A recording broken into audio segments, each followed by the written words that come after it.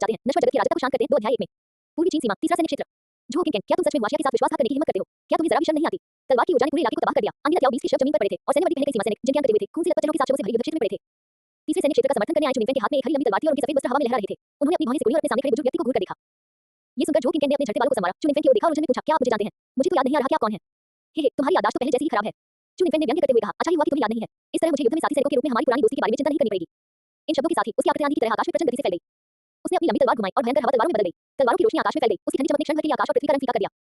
चुनिंग की आंखें तलवारों की तरह तेज हो गईं, कलाई को हल्का सा घुमाती बिखरी हुई तलवार के फूलों के बीच झू किंग के रास्ते में रुकावट डाल रहे नौबस्तर के महान दानव के पल भर में टुकड़े-टुकड़े हो गए। तलवार की नोक तारों और चंद्रमाओं की आकृति बना रही थी, हर हरकत में एक स्वतंत्र प्रवाह था, जिससे झू किंग को अचानक कुछ याद आ गया। तो ये तुम हो, ओचू, मेरी याददाश्त देखो, अब उम्र बढ़ने के साथ ही उतनी अच्छी नहीं रही। झू किंग ने अपना हाथ थोड़ा ऊपर उठाया और सफेद रेशम जैसी विधि की शक्ति एक जाली में बदल गई जिसने आंधी जैसी तलवार की ऊर्जा को रोक दिया। बूढ़े चू, हमें लड़ने की कोई जरूरत नहीं है, इतने कम समर्थन के साथ तीसरा सैन्य क्षेत्र मेरी मुख्य सेना को रोक नहीं सकता। उसने सीमा की दीवार में बने एक बड़े छेद की ओर इशारा किया। याओ 20 के बाद एक अंदर घुस आए, जबकि सीमा रक्षक उन्हें रोकने के लिए संघर्ष करते रहे। कुछ ने तो अपनी दिव्य शक्ति का अत्यधिक उपयोग कर लिया और जानवरों को रोकने के प्रयास में विस्फोट के कारण उनकी मृत्यु हो गई। चुनिंग ने दांत पीसते हुए झू किंग को ध्यान से देखा। झू किंग पूर्व में हुआशिया के मार्शल गॉड थे और हुआशिया सीमा की रक्षा व्यवस्था से अच्छी तरह परिचित थे। पूर्वी चीन का तीसरा सैन्य क्षेत्र, जहां रक्षा व्यवस्था सबसे कमजोर थी, उसका निशाना बन गया था। जब तक उन्होंने तब तक देश में हिंसा का प्रकोप फैल चुका था। जियांग परिवार द्वारा हथियार और उपकरण मुहैया कराए जाने के बावजूद हर सीमा पर कर्मचारियों की कमी थी। वे केवल उसे और दिव्य युद्ध विभाग के सदस्यों को सहायता प्रदान करने के लिए भेज सकते थे। भले ही मैं उन्हें रोक न सकूं, मैं तुम्हें खुद मार डालूंगा गद्दार। चुनिंग का क्रोध उग्र हो गया और उसकी आंधी जैसी तलवार की ऊर्जा ज्वार की तरह आगे बढ़ी। कानून की शक्ति उसके चारों ओर घूमते हुए देखकर झू किंग ने आंख भरी। गद्दार, उफ, महाविपत्ति के दौरान झू परिवार ने हुआशिया में कितना योगदान दिया था। फिर भी होंगू ने शियाओ यू को उसके और जियांग येचेन के बीच मामूली कहासुनी के कारण बिना किसी दया के मौत की सजा सुना दी। उसके होठों पर एक ठंडी सी व्यंग्य भरी मुस्कान आ गई। एक वीर परिवार जिसने कभी देश को आग और पानी से बचाया था, उसे एक भी विशेषाधिकार नहीं मिला, तो मुझे इस देश के लिए काम क्यों करना चाहिए? झू किंग कौन, आप गलत हैं। चुनिंग ने ऊंची आवाज में कहा, वीरों को विशेषाधिकार मिल सकते हैं, लेकिन उन्हें कानून से ऊपर विशेषाधिकार नहीं मिलने चाहिए। क्योंकि आपके बेटे ने कानून तोड़ा है, इसलिए उसे कानून के अनुसार ही दंडित किया जाना चाहिए। इसके साथ ही उसके हाथ में मौजूद हरी लंबी तलवार ने अंधेरे आकाश को चीर दिया। झू किंग ने एक पल के लिए स्तब्ध रह गया, फिर उसने भाग्य के नियम की दूरदर्शिता का उपयोग करते हुए चुनिंग के हमले को चट मार दिया। जब दोनों क्षेत्र युद्ध में उलझे हुए थे, उसी दौरान तीसरे सैन्य क्षेत्र में भी स्थिति बेहद दुखद थी। शाओलॉन, अगर तुम जीत नहीं सकते तो नीचे आ जाओ, मैं तुम्हारी जगह ले लूंगा। चू शिंचे ने देखा कि दीवार में बने बड़े छेद के ऊपर तांगलोन का चेहरा पीला पड़ गया था। उसके माथे से लगातार सिंह के आकार की पसीने की बूंदें गिर रही थी। वो छेद को बंद करने के लिए एक विशाल काल्पनिक सुनहरी घंटी के आकार के आवरण को थामे रखने के लिए संघर्ष कर रहा था। गड्ढे के बाहर 8वें और 9वें स्तर के याओ राक्षस लगातार उस पर प्रहार कर रहे थे। यदि दिव्य कलाकृति काली कछुए के कवच का सहारा न होता तो तांगलोन बहुत पहले ही अपने ध्यान को बैठा होता। मैं ठीक हूं, मैं अभी भी हिम्मत बनाए रख सकता हूं, तांगलोन ने कमजोर स्वर में कहा। चू शिंचे ने आंख भरी और शहर की दीवार पर कूद गया। बादलों के ऊपर देखते हुए उसने देखा कि गर्जना करते दिव्य कुत्ते को एक दर्जन से अधिक दिव्य राक्षसों ने घेर रखा था। सुलेनियो और मोयान तीसरे सैन्य क्षेत्र के कमांडर ली जेंग, जो साफाई टीम के पूर्व सदस्य भी थे, को दबाव साझा करने में मदद कर रहे थे। देवत्व प्राप्त कर चुके नीम के देवता को पश्चिमी चीन की सीमा की रक्षा के लिए भेजा गया था। इसके अलावा झू किंग ने पूरी तैयारी कर रखी थी। युद्ध शुरू होने से पहले उसने एक दिव्य कलाकृति का उपयोग करके तीसरे सैन्य क्षेत्र का बाहरी दुनिया से संपर्क काट दिया था। अगर ली जेन ने पहले से ही एक स्पष्ट संकेत नहीं भेजा होता तो उन्हें पता नहीं चलता कि राक्षसी लहर की मुख्य शक्ति वास्तव में यहां आ चुकी है। अब उनके पास साबित कागज और औषधीय गोलियां लगभग खत्म हो चुकी थी और केवल किसी तरह टिके रहने के लिए संघर्ष कर सकते थे। चू शिंचे ने दूर क्षितिज की ओर देखा और उसे अंधेरे राक्षसों का विशाल समूह दिखाई दिया। उसके हृदय में निराशा की भावना उमड़ पड़ी। अलग थलग और बिना किसी मदद के क्या वे सचमुच उन्हें रोक सकते थे? तीसरे सैन्य क्षेत्र ने समर्थन का अनुरोध किया है। तीसरे सैन्य क्षेत्र ने समर्थन का अनुरोध किया है। मोयान ने अपने तहवाले पंखे से याओ राक्षस को भगाते हुए बुदबुदाया। वह इन शब्दों को 200 से अधिक बार दोहरा चुका था, फिर भी शब्द ही कानून बन जाते हैं वाली क्रिया शुरू नहीं हुई थी। जैसे जैसे जानवरों का झुंड घना होता गया, उसकी चिंता बढ़ती गई। क्या हम मौकों पर चूक करने की यह आदत अचानक गायब हो सकती है? मोयान ने दांत पीसते हुए फिर से बुदबुदाया, तीसरे सैन्य क्षेत्र को समर्थन की आवश्यकता है, जल्दी करो। गुंजन। जैसे ही उसने बोलना समाप्त किया, मोयान के शरीर से भारी मात्रा में सुनहरी रोशनी निकली और कानून की शक्ति ने शून्य में लहरें पैदा कर दी। शब्द ही कानून बन जाते हैं। मोयान बेहद खुश थी। उसी समय भाग्य की एक शक्तिशाली शक्ति अचानक झू किंग में समा गई, जो चुनिंग के साथ एक भयंकर युद्ध के बीच में था। दिन। भाग्य के नियम की शक्ति ने पल भर में चुनिंग की तलवार की ऊर्जा को नष्ट कर दिया। हम। चुनिंग अचंभित रह गया। उसने महसूस किया कि झू किंग की लौ और तेजी से बढ़ रही थी। क्या हो रहा था? जैसे ही झू किंग असमंजस में था, उसके शरीर में होने वाली तेज सनसनी ने उसे तुरंत सब कुछ समझा दिया। फ्रिक का संपूर्ण नियम उसके शरीर में समाहित हो गया था। इस स्थिति का मतलब केवल यही हो सकता है कि रानी फ्रिक की मृत्यु हो गई है। झू किंग की आंखें अचानक चौड़ी हो गईं। क्या फ्रिक और विभिन्न दिव्य राज्यों ने मिलकर पूर्वी सागर पर गुप्त हमला नहीं किया था? वह कैसे मर सकती है? क्या कोई अप्रत्याशित घटना घटित हुई थी? झू किंग की आंखों में हैरानी के भाव दिखाई दिए। कुछ देर सोचने के बाद वह एक धुंधली छवि में तब्दील हो गया और तुरंत भाग गया। रानी की भी मृत्यु हो चुकी थी, जिसका अर्थ था कि वे पहले ही असफल हो चुके थे। अगर वह यहाँ और अधिक समय तक रुका रहता तो यह मृत्यु की प्रतीक्षा करने के समान ही होता। झू किंग कौन, तुम क्यों भाग रहे हो? ये देखकर राक्षसी झुंड के पीछे से ईश्वर पुनर्स्थापना चर्च के नेता ने कठोर स्वर में चिल्लाते हुए कहा, तुम एक नश्वर प्राणी को नहीं हरा सकते। तुम हुआशिया लोग सचमुच कायर हो। इससे पहले कि वह अपना अपमान पूरा कर पाता, दिव्य प्रकाश की रोशनी अचानक अंधेरे आकाश में फैल गई और एक भयानक दिव्य दबाव अचानक नीचे उतर आया। धड़ाम। नेता कैडमियस सीधे घुटनों के बल गिर पड़ा, हिलने डुलने में असमर्थ। सीमा पर मौजूद सभी याओ जानवर कांपते हुए जमीन पर लेट गए। उसका सिर उठाने के प्रयास में उसकी आंखों में दहशत छलक रही थी। आकाश में बहुत ऊपर स्वर्ग की राजाली सात रत्नों से सज्जित उत्कृष्ट शिवालय को धारण किए हुए अपने स्वर्गीय सैनिकों और जनरलों के साथ स्वर्ग के शिखर पर खड़े थे। तुम दुष्ट प्राणियों ने हुआशिया में अराजकता फैला दी है। ये सेनापति स्वर्ग के सम्राट के आदेशों का पालन करते हुए नश्वर लोक की अराजकता को शांत करने के लिए तैनात है। इन शब्दों के साथ पैगोडा धारण करने वाले स्वर्गीय राजा ने अपना हाथ उठाया और सात रत्नों से सज्जित उत्कृष्ट पैगोडा को हवा में उड़ा दिया, जो धीरे-धीरे पहाड़ के आकार का हो गया। पैगोडा के निचले हिस्से से निकलने वाली सुनहरी रोशनी के कारण अनगिनत विशालकाय याओ जानवर ऊपर तैरने लगे और पैगोडा में उड़कर चले गए। आकाश और पृथ्वी के बीच केवल याओ राक्षसों की तीखी चीखें ही रह गईं। कैडमियस का चेहरा पीला पड़ गया जब उसे अचानक समझ आया कि झू किंग क्यों भागी थी। हुआशिया देवता यहाँ क्यों प्रकट हुए होंगे? झू किंग, क्या आपने यह नहीं कहा था कि आपने बहुत पहले ही इस जगह का बाहरी दुनिया से संपर्क तोड़ दिया था? तुम हुआशिया जासूस, तुमने मुझे बर्बाद कर दिया। दिव्य प्रकाश की चमक के बीच वह भी सुनहरी रोशनी में पूरी तरह से गायब हो गया। हुआशिया देवताओं के आगमन से ली जेन, चू शिंचेन और अन्य लोगों की आंखें चौड़ी हो गईं। उनकी पहले की निराशा गायब हो गई और उसकी जगह मुस्कान ने ले ली। तांगलोन का चेहरा पीला पड़ गया। उसने सुनहरी घंटी के आवरण को निष्क्रिय कर दिया और हंसते हुए आकाश में स्थित हुआशिया देवताओं की ओर देखा। हम जीत गए, इतना कमजोर स्वर में कहने के बाद वह बेहोश हो गया और दीवार में बने छेद से नीचे गिर गया। चू शिंचेन आगे बढ़ा और तांगलोन को पकड़ लिया। उसकी आंखों में तारों के साथ आकाश की ओर निहार रहा था। उसी क्षण स्वर्ग के राजा ने पास के एक दिव्य सैनिक द्वारा उन्हें दिया गया भाला उठाया और उनकी दिव्य प्रकाश से जगमगाती आंखें भागते हुए झू किंग पर टिक गईं। हुआशिया के नागरिक होने के नाते भले ही आपको अन्याय महसूस हुआ हो, आपको अपने देशवासियों का नरसंहार करने के लिए विदेशी बदमाशों के साथ हाथ नहीं मिलाना चाहिए था। ये सेनापति आपको अपने जीवन की प्रायश्चित करने का मौका देता है। दिन। शिवालय धारण किए हुए दिव्य राजा ने भाला फेंका। भाला आकाश को चीरता हुआ निकला और ध्वनि की कई गूंजें उत्पन्न हुई। पूरी ताकत से दौड़ रहे झू किंग ने स्वर्ग के राजा के शब्दों को सुना और उसकी आंखें बुरी तरह कांप उठी। जैसे ही वह मुड़ा, एक कर्कश आवाज के साथ हवा को चीरता हुआ भाला उसके दिल में घुस गया। झू किंग की आंखें फटी रह गईं। उसके मुंह से खून बहने लगा और वह केवल स्पष्ट आवाज ही निकाल पा रहा था। अंततः जब वह भाले से गोभी रेगिस्तान में जकड़ा हुआ था, तब उसकी आंखें खुली हुई थी, तभी उसकी मृत्यु हो गई। हुआशिया मुख्यालय। कमांडर, हुआशिया देवता आ चुके हैं। पूर्वी सागर का संकट हल हो गया है और हुआशिया देवताओं ने देशव्यापी राक्षसी लहर को पूरी तरह से नष्ट कर दिया है। गु युआन रिपोर्ट करने के लिए कार्यालय में दाखिल हुआ। उसके चेहरे पर खुशी का भाव था। हांगू, जो परेशान और चिंतित था, ने ये सुना और उसकी आंखें तुरंत चमक उठी। हुआशिया देवता आ गए हैं। हम रुको। हांगू ने तुरंत प्रतिक्रिया दी। गुयुआन, क्या हुआशिया देवताओं को महान संरचना का रखरखाव नहीं करना चाहिए? अगर हुआशिया देवता आ गए हैं तो हुआशिया महान संरचना। चिंता मत करो कमांडर। गुयुआन ने मुस्कुराते हुए बीच में ही बात काट दी। स्वर्गीय दरबार से एक संदेश आया है जिसमें कहा गया है कि वही पल के लिए रुका। हांगू चिंतित हो गया। क्या कह रहे हो? इसमें लिखा है कि युद्ध विभाग के जियांग येचेन ने हुआशिया महान संरचना को बनाए रखने में मदद की, जिससे हुआशिया देवताओं को मुक्त करके नश्वर लोक को बचाया जा सका। गुयुआन ने आश्चर्यचकित स्वर में कहा। ये सुनकर हांगू अवाक रह गया। जियांग येचेन ने हुआशिया देवताओं को महान सैनिक को बनाए रखने में मदद की। एक क्षण के लिए वो सोचने लगा कि क्या जियांग येचेन गुयुआन जिस जियांग येचेन की बात कर रहा था वह वही जियांग येचेन था जिसे वह जानता था। इस बात पर विश्वास करना बेहद मुश्किल था। जियांग येचेन अब कहां है? एक पल के लिए चौंकने के बाद हांगू ने गुयुआन के कंधे को पकड़कर पूछा। गुयुआन ने सिर हिलाया। मुझे भी नहीं पता, लेकिन वो स्वर्गीय दरबार में होना चाहिए। हांगू ने गहरी सांस ली और धीरे से बैठ गई। अच्छा, बहुत अच्छा। जियांग येचेन ने वाकई हमारी उम्मीदों से कहीं बेहतर प्रदर्शन किया है। जब वो स्वर्गीय दरबार से लौटकर आए तो उससे पूछिए कि क्या वो युद्ध विभाग के कमांडर के रूप में सेवा करने को तैयार है। हमें विजयोत्सव भी मनाना है। ऐसे योगदान को अनदेखा नहीं किया जाना चाहिए। ठीक है कमांडर जी, उत्सव के लिए मैं। गुयुआन अचानक रुक गया। कमांडर जी के पिछले वाक्य को याद करते हुए उसका चेहरा सख्त हो गया। कमांडर जी, क्या मैं युद्ध विभाग का कमांडर नहीं हूं? तुम, मेरे पास कुछ और व्यवस्थाएं हैं। मुझे लगता है कि जियांग येचेन की महान क्षमताओं को देखते हुए उन्हें केवल विभाग प्रमुख बनाकर रखना व्यर्थ होगा। हांगू ने चौड़ी मुस्कान के साथ गुयुआन के कंधे पर थपथपाया। अभी बस धैर्य रखो। अगर जियांग येचेन तैयार नहीं है तो भी तुम युद्ध विभाग के कमांडर बने रहोगे।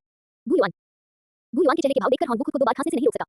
इस निर्णय पर स्वाभाविक रूप से विचार किया गया था। आखिरकार जियांग येचेन ने एक साल से भी कम समय पहले युद्ध विभाग में कार्यभार संभाला था और पहले ही इसे युद्ध विभाग का सबसे मजबूत विभाग बना दिया था। क्या ये और भी बेहतर नहीं होगा यदि वो दैवीय युद्ध विभाग का प्रबंधन करे? मामला फिलहाल सुलझ गया है। हांगू ने विषय बदलते हुए कहा। वैसे क्या मुझे मिल गया है? गुयुआन ने कड़वे भाव से सिर हिलाया। मिल गई। ये युआन यंग है जो दिव्य निगरानी विभाग की सदस्य है। उसे पहले ही युद्ध विभाग की जेल में बंद कर दिया गया है। हांगू की आंखें पल भर में ठंडी पड़ गईं। उसकी मुठियां कसकर बंद हो गईं। अच्छा, विजय उत्सव के बाद युआन यंग के लिए एक सार्वजनिक मुकदमा चलाओ ताकि युद्ध विभाग के सभी सदस्यों को चेतावनी मिल सके। जी हां कमांडर, गुयुआन ने गंभीरता से कहा। हुआशिया स्वर्गीय दरबार 9 स्वर्गों के ऊपर स्थित दिव्य कारागार के भीतर आंधी चाकों की तरह थी और काले बादल स्याही की तरह थे। आसमान से धरती तक फैले लोहे के दो काले वज्रस्तंभ गरज से बादलों के नीचे खड़े थे, जिनकी सतह प्राचीन वज्र प्रतीकों से ढकी हुई थी। हरे रंग की पोशाक पहने कछुआ आत्मा पवित्र माता और फीनिक्स मुकुट पहने स्वर्ण आत्मा पवित्र माता को काले लोहे की जंजीरों से गर्जन के स्तंभों से मजबूती से बांध दिया गया था। जंजीरों ने उनके मांस को घेरते हुए उनके अंगों और हड्डियों को जकड़ लिया था, जिससे उनके शरीर खड़े हुए सीधे खड़े थे और हिलने डुलने में असमर्थ थे। पवित्र माताओं, हम बिजली के रूप में दंड देने वाले हैं। कृपया तैयार रहें। वज्र विभाग के 24 दिव्य देवताओं में से एक स्वर्गीय देवता दैन ने दोनों पवित्र माताओं को थोड़ा प्रणाम किया। उनके बाएं हाथ में पंचवज्र मुद्रा बनाई हुई थी, जबकि उनके दाहिने हाथ में वज्र का हथौड़ा था। उन्होंने 9 स्वर्गों के दिव्य वज्र को आमंत्रित करने के लिए वज्र विभाग के गुप्त मंत्रों का जाप किया। कछुआ आत्मा पवित्र माता और स्वर्ण आत्मा पवित्र माता ने दिव्य राज्य की महान व्यवस्था की और बिना अनुमति के भी उन्हें छोड़ दिया, जिससे दिव्य राज्य खतरे में पड़ गया और स्वर्गीय नियमों का उल्लंघन हुआ। उन्हें 9 बार बिजली गिरने का दंड दिया जाएगा और 100 वर्षों के लिए स्वर्गीय कारागार में कैद किया जाएगा। जैसे ही वह बोल रहा था, ऊपर काले बादलों में गरजने की आवाजें गूंजने लगी, जिससे तेज गड़गड़ाहट की आवाजें निकलने लगी। सजा सुनकर गर्जन स्तंभों से बंधी हुई स्वर्ण आत्मा पवित्र माता और कछुआ आत्मा पवित्र माता ने सहायता के भाव दिखाए। वरिष्ठ बहन, यदि आपको पता होता कि छोटे भाई को बचाने का परिणाम इतना गंभीर दंड होगा तो क्या आप फिर भी उसे बचाती? फांसी से पहले कछुआ आत्मा पवित्र माता ने अपना सिर घुमाया और पूछा। पुरानी यादें ताजा होने पर गोल्डन स्पिरिट हुई मदर एक पल के लिए स्तब्ध रह गई। हालांकि उसे अपने छोटे भाई की आदत से चिढ़ होती थी, लेकिन जब भी वह चुपके से उसे नाश्ता देता था तो वह हमेशा मुस्कुरा देती थी। इसके अलावा जूनियर मार्शल ब्रदर की प्रतिभा देवताओं में अद्वितीय थी। वह जी संप्रदाय की आशा थे। जी संप्रदाय की सबसे बड़ी वरिष्ठ बहन होने के नाते उनके पास उन्हें बचाने के अलावा कोई विकल्प नहीं था। मैं ऐसा करती और मुझे ऐसा करने का कोई पछतावा नहीं है। गोल्डन स्पिरिट हुई मदर ने दृढ़ता से कहा। जूनियर मार्शल ब्रदर के चिंतित चेहरे को याद करके उनके होंठ पर मुस्कान आ गई, क्योंकि उन्हें सजा मिलने वाली थी। कछुआ आत्मा पवित्र माता ने भी सिर हिलाया और खेदपूर्वक कहा। 100 साल का कारावास तो कम है, लेकिन मैं अपने छोटे मार्शल भाई को खेल खेलने के लिए नहीं ले जा पाऊंगी। इसके बारे में सोचकर ही मुझे बहुत बुरा लग रहा है। वरिष्ठ बहन, क्या आपको लगता है कि लघु मार्शल ब्रदर हमसे मिलने आएंगे? गोल्डन स्पिरिट हुई मदर चुप हो गई और अनिश्चितता से बोली, शायद वह ऐसा करेगा। जूनियर मार्शल ब्रदर के साथ वो आमतौर पर कितनी सख्त रहती थी, ये सोचकर उसे लगा कि अगर वो स्वर्गीय कारागार में आता भी है तो शायद वो जूनियर सिस्टर स्पिरिट से मिलने ही आएगा। फांसी के लिए तैयार हो जाओ। स्वर्गीय स्वामी डैन ने स्वर्गीय स्वामी झाओ और स्वर्गीय स्वामी ली के साथ दृष्टि का आदान प्रदान किया। उन्होंने अपने वज्र आहरण करने वाले यंत्र उठाए और अचानक आकाश में बिजली कड़क उठी। स्वर्ण आत्मा पवित्र माता और कछुआ आत्मा पवित्र माता ने अपनी आंखें बंद कर लीं। वज्रपात स्वर्गीय दरबार में सबसे क्रूर यातना थी। ये केवल भौतिक शरीर को ही चोट नहीं पहुंचाती थी, बल्कि दिव्य आत्मा और ताऊ की नींव को भी क्षति पहुंचाती थी। यह एक ऐसी यातना थी जिससे देवता भी मृत्यु की कामना करते थे, लेकिन उन्हें भी इससे मुक्ति नहीं मिलती थी। हालांकि चूंकि उन्हें केवल 9 कोड़े मारे जा रहे थे, इसलिए उन्हें संभवतः केवल कुछ शारीरिक दर्द ही होगा। हड़ताल। गरज विभाग के स्वर्गीय स्वामी, रुक जाओ। जैसे ही स्वर्गीय स्वामी डैन सजा को अंजाम देने वाले थे, वीनस और जियांग येचेन बादलों पर सवार होकर तेजी से वहां पहुंचे और जोर-जोर से चिल्लाने लगे। गर्जन विभाग के स्वर्गीय स्वामी कुछ देर के लिए रुक गए। स्वर्ण आत्मा पवित्र माता और कछुआ आत्मा पवित्र माता ने अपनी आंखें खोली। जब उन्होंने देखा कि वह उनका जूनियर मार्शल ब्रदर है, तो वे दंग रह गए। वीनस, थंडर डिपार्टमेंट द्वारा की जाने वाली फांसियां तुम्हारा काम नहीं है, स्वर्गीय भगवान डैन ने असंतुष्टि से कहा। वीनस ने तुरंत एक दस्तावेज निकाला और सौहार्दपूर्वक कहा। स्वर्गीय सम्राट के आदेशानुसार जे संप्रदाय के जियांग येचेन ने अकेले ही हुआशिया महान संरचना को बनाए रखा, हुआशिया देवताओं को मुक्त किया और दिव्य राज्य को बचाया। उनका योगदान अतुलनीय है। जी संप्रदाय की स्वर्ण आत्मा पवित्र माता और कछुआ आत्मा पवित्र माता के दंड माफ किए जाते हैं। कृपया इस पर पुनर्विचार करें। गर्जन विभाग के स्वर्गीय स्वामी। ये शब्द सुनकर गर्जन विभाग के स्वर्गीय स्वामी और दोनों पवित्र माताएं सभी स्तब्ध रह गईं। अध्याय 403 दोनों बड़ी बहनों को अंततः अपने छोटे भाई के चौंकाने वाले आचरण के बारे में पता चलता है। थंडर क्लाउड से ढके आकाश कारागार में वीनस के शब्दों को सुनकर स्वर्गीय स्वामी डैन के चेहरे पर सदमे के भाव दिखाई दिए। उसकी नजर धीरे-धीरे उस दस्तावेज पर पड़ी जो वीनस ने उसे सौंपा था। हस्ताक्षर पर न्याय मंत्रालय की मुहर लगी हुई थी, इसमें कोई समस्या नहीं थी। स्वर्गीय भगवान डैन ने सामग्री को सरसरी तौर पर देखा और उनकी आंखों में तुरंत विश्वास झलक उठा। हे स्वर्गीय स्वामी डैन, इस मुहर की नकल नहीं की जा सकती, वीनस ने मुस्कुराते हुए कहा। जियांग येचेन अवाक रह गया। स्वर्ग किसी को रिहा करते समय नियमों का पालन करता है। जरा सी भी देरी होती तो उसकी बड़ी बहन को बिजली के झटके जैसी सजा भुगतनी पड़ती। दस्तावेज ठीक है। स्वर्गीय स्वामी डैन एक पल के लिए चुप रहे। जियांग येचेन को देखा और हाथ हिलाकर बोले, इन्हें रिहा कर दो। थंडर डिपार्टमेंट के बाकी सभी लॉर्ड्स चौंक गए। दस्तावेज बिल्कुल ठीक था। क्या जी संप्रदाय के उस जियांग येचेन ने वास्तव में स्वर्ग को हुआसिया महान संरचना को बनाए रखने में मदद की थी? इसलिए इसमें कोई आश्चर्य की बात नहीं है कि देवता स्वर्ग छोड़ सकते थे। उन गिने चुने लोगों के पास दो पवित्र माताओं को बांधने वाली जंजीरों को खोलने, उन्हें बिजली के खंभों से नीचे उतारने और उन्हें जियांग येचेन और वीनस के पास ले जाने के अलावा कोई विकल्प नहीं था। साथ ही दाव वाली जियांग का पुण्य अतुलनीय है। हम उसकी बहुत प्रशंसा करते हैं। जहां तक दोनों पवित्र माताओं को मिली सजा का सवाल है, मैंने भी स्वर्ग के नियमों के अनुसार ही कार्य किया है। कृपया बुरा न माने।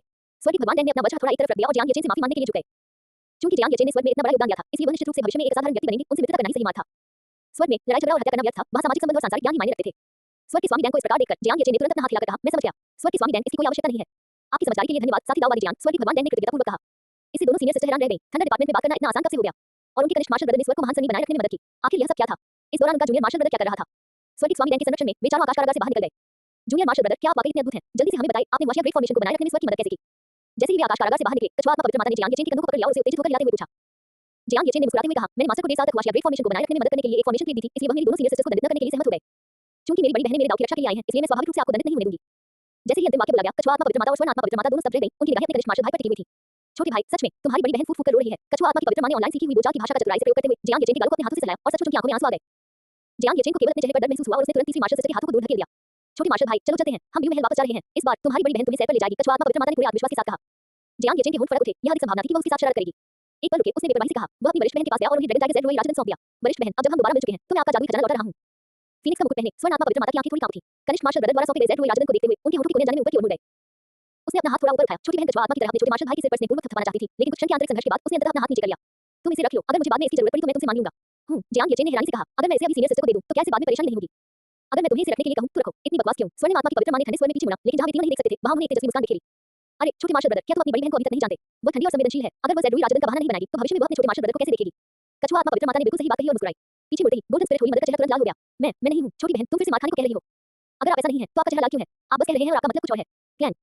उड़ती हुई सोने की तलवार बाहर निकल गई। अपनी बड़ी बहन को गंभीर देखकर कछुआ आत्मा पवित्र माता तुरंत भाग गई। छोटे मार्शल भाई, मैं व्यू महल में आपका इंतजार करूंगी। चलो साथ में खेल खेलते हैं। दौड़ते हुए उसने ये कहना नहीं भूला। उद्धरण चिन्ह डॉट डॉट डॉट उद्धरण चिन्ह। अपनी दोनों वरिष्ठ बहनों की जाने की दिशा देखकर जियांग येचेन के होंठ फड़क उठे। उन्होंने अपने हाथ में मौजूद ड्रैगन टाइगर ज़ेड रोई राजदंड को देखा और चुपचाप उसे एक तरफ रख दिया। साथी दाऊवादी की उपलब्धियां इस विनम्र दाऊवादी को सचमुच आश्चर्यचकित कर देती हैं। वीनस ने इस क्षण कहा, ज़ेड सम्राट का अनुबंध केवल एक अच्छे कर्म से ही पूरा हो सकता है। ज़ेड सम्राट के स्वर्ग लौटने पर साथी दाऊवादी को पुरस्कृत करने के लिए स्वाभाविक रूप से एक बोझ आयोजित किया जाएगा। ये सुनकर जियांग येचेन ने अपनी टूटी से हिलाने से खुद को नहीं रोका। उसके मन में टीवी शो में दिखाई देने वाले स्वर्ग के बोझों के दृश्य उभर आए। सच कहें तो उसने स्वयं स्वर्ग में पीच बैंक्वेट जैसा कोई बोझ अनुभव नहीं किया था। मो यांग को ज़ेड सम्राट को पुनर्जीवित करने के लिए केवल एक अच्छे कर्म की आवश्यकता थी। समय आने पर वह विभाग के सदस्यों को भी अपने साथ दुनिया घुमाने ले जाएगा। जीवन में व्यक्ति को केवल कड़ी साधना में खुद को डुबो देने के बजाय अधिक से अधिक नई चीजों का अनुभव करना चाहिए। ठीक है, तो मैं इसके लिए उत्सुक हूं। जियांग येचेन ने वीनस को सिर हिलाकर सहमति दी। तब यह विनम्र दाऊवादी अपने साथी दाऊवादी को वापस मानव जगत में भेज देगा। जल्दी नहीं है, जियांग येचेन ने हाथ हिलाते हुए कहा, चूंकि वाशिया के देवता लौट आए हैं, इसलिए स्वर्ग के कई स्थान जो पहले दूर थे, अब सुलभ होने चाहिए, है ना? आपका मतलब साथी दाऊवादी से है? शुक्र, मुझे स्वर्ग की सच्ची भव्यता दिखाओ। पहले स्वर्ग की यात्रा मृत्यु की ऊर्जा से भरी हुई प्रतीत होती थी। शुक्र। उसने आह भरी। सचमुच उसे समझ नहीं आ रहा था कि जियांग येचेन इतने बड़े-बड़े कारनामे करते हुए भी आनंद कैसे प्राप्त कर लेता है। तो हे साथी दाऊवादी, कृपया मेरा अनुसरण करें। वीनस ने अपना झाड़ू लहराया और जियांग येचेन के पैरों के नीचे अमर बादल प्रकट हुए, जो आकाश की दक्षिण पूर्व की ओर बहने लगे। जब जियांग येचेन स्वर्ग में विचरण कर रहे थे, तब मानव जगत में कुनलुन पर्वत पर स्थित दिव्य युद्ध विभाग की जेन ने लिंग युआन यांग को घूर रही थी। युद्ध विभाग ने विजय समारोह के बाद आपके अपराधों के लिए सार्वजनिक मुकदमा चलाने का आदेश पहले ही जारी कर दिया है। जेन ने युआन यांग के चेहरे पर एक गहरी आग का भाव था। मुझे सच में उम्मीद नहीं थी कि वाशिया संकट को एक व्यक्ति की वजह से सुलझा लेगा। हालांकि मेरा मिशन अभी खत्म नहीं हुआ है। लिंग ने भौहें चढ़ाते हुए पूछा, तुम्हारा और क्या मिशन है? युआन यांग उसके होठों पर मुस्कान आ गई। क्या आप जानते हैं कि मेई सुएट अब कहां है? संप्रदाय के नेता ने उसे जो मिशन दिया था, उसमें युद्ध विभाग की जेल में बंद विदेशी देव ठेकेदारों द्वारा अपने देवताओं को पुनर्जीवित करने के अलावा युद्ध विभाग के लड़ाकू विभाग को मेई सुएट के ठिकाने के बारे में सूचित करना भी शामिल था, ताकि भाग्य की संतान को वहां लुभाया जा सके। बहन सुएट, ये नाम सुनते ही लिंग ने तुरंत अपनी छोटी मुठ्ठियां भींची। वो कहां है?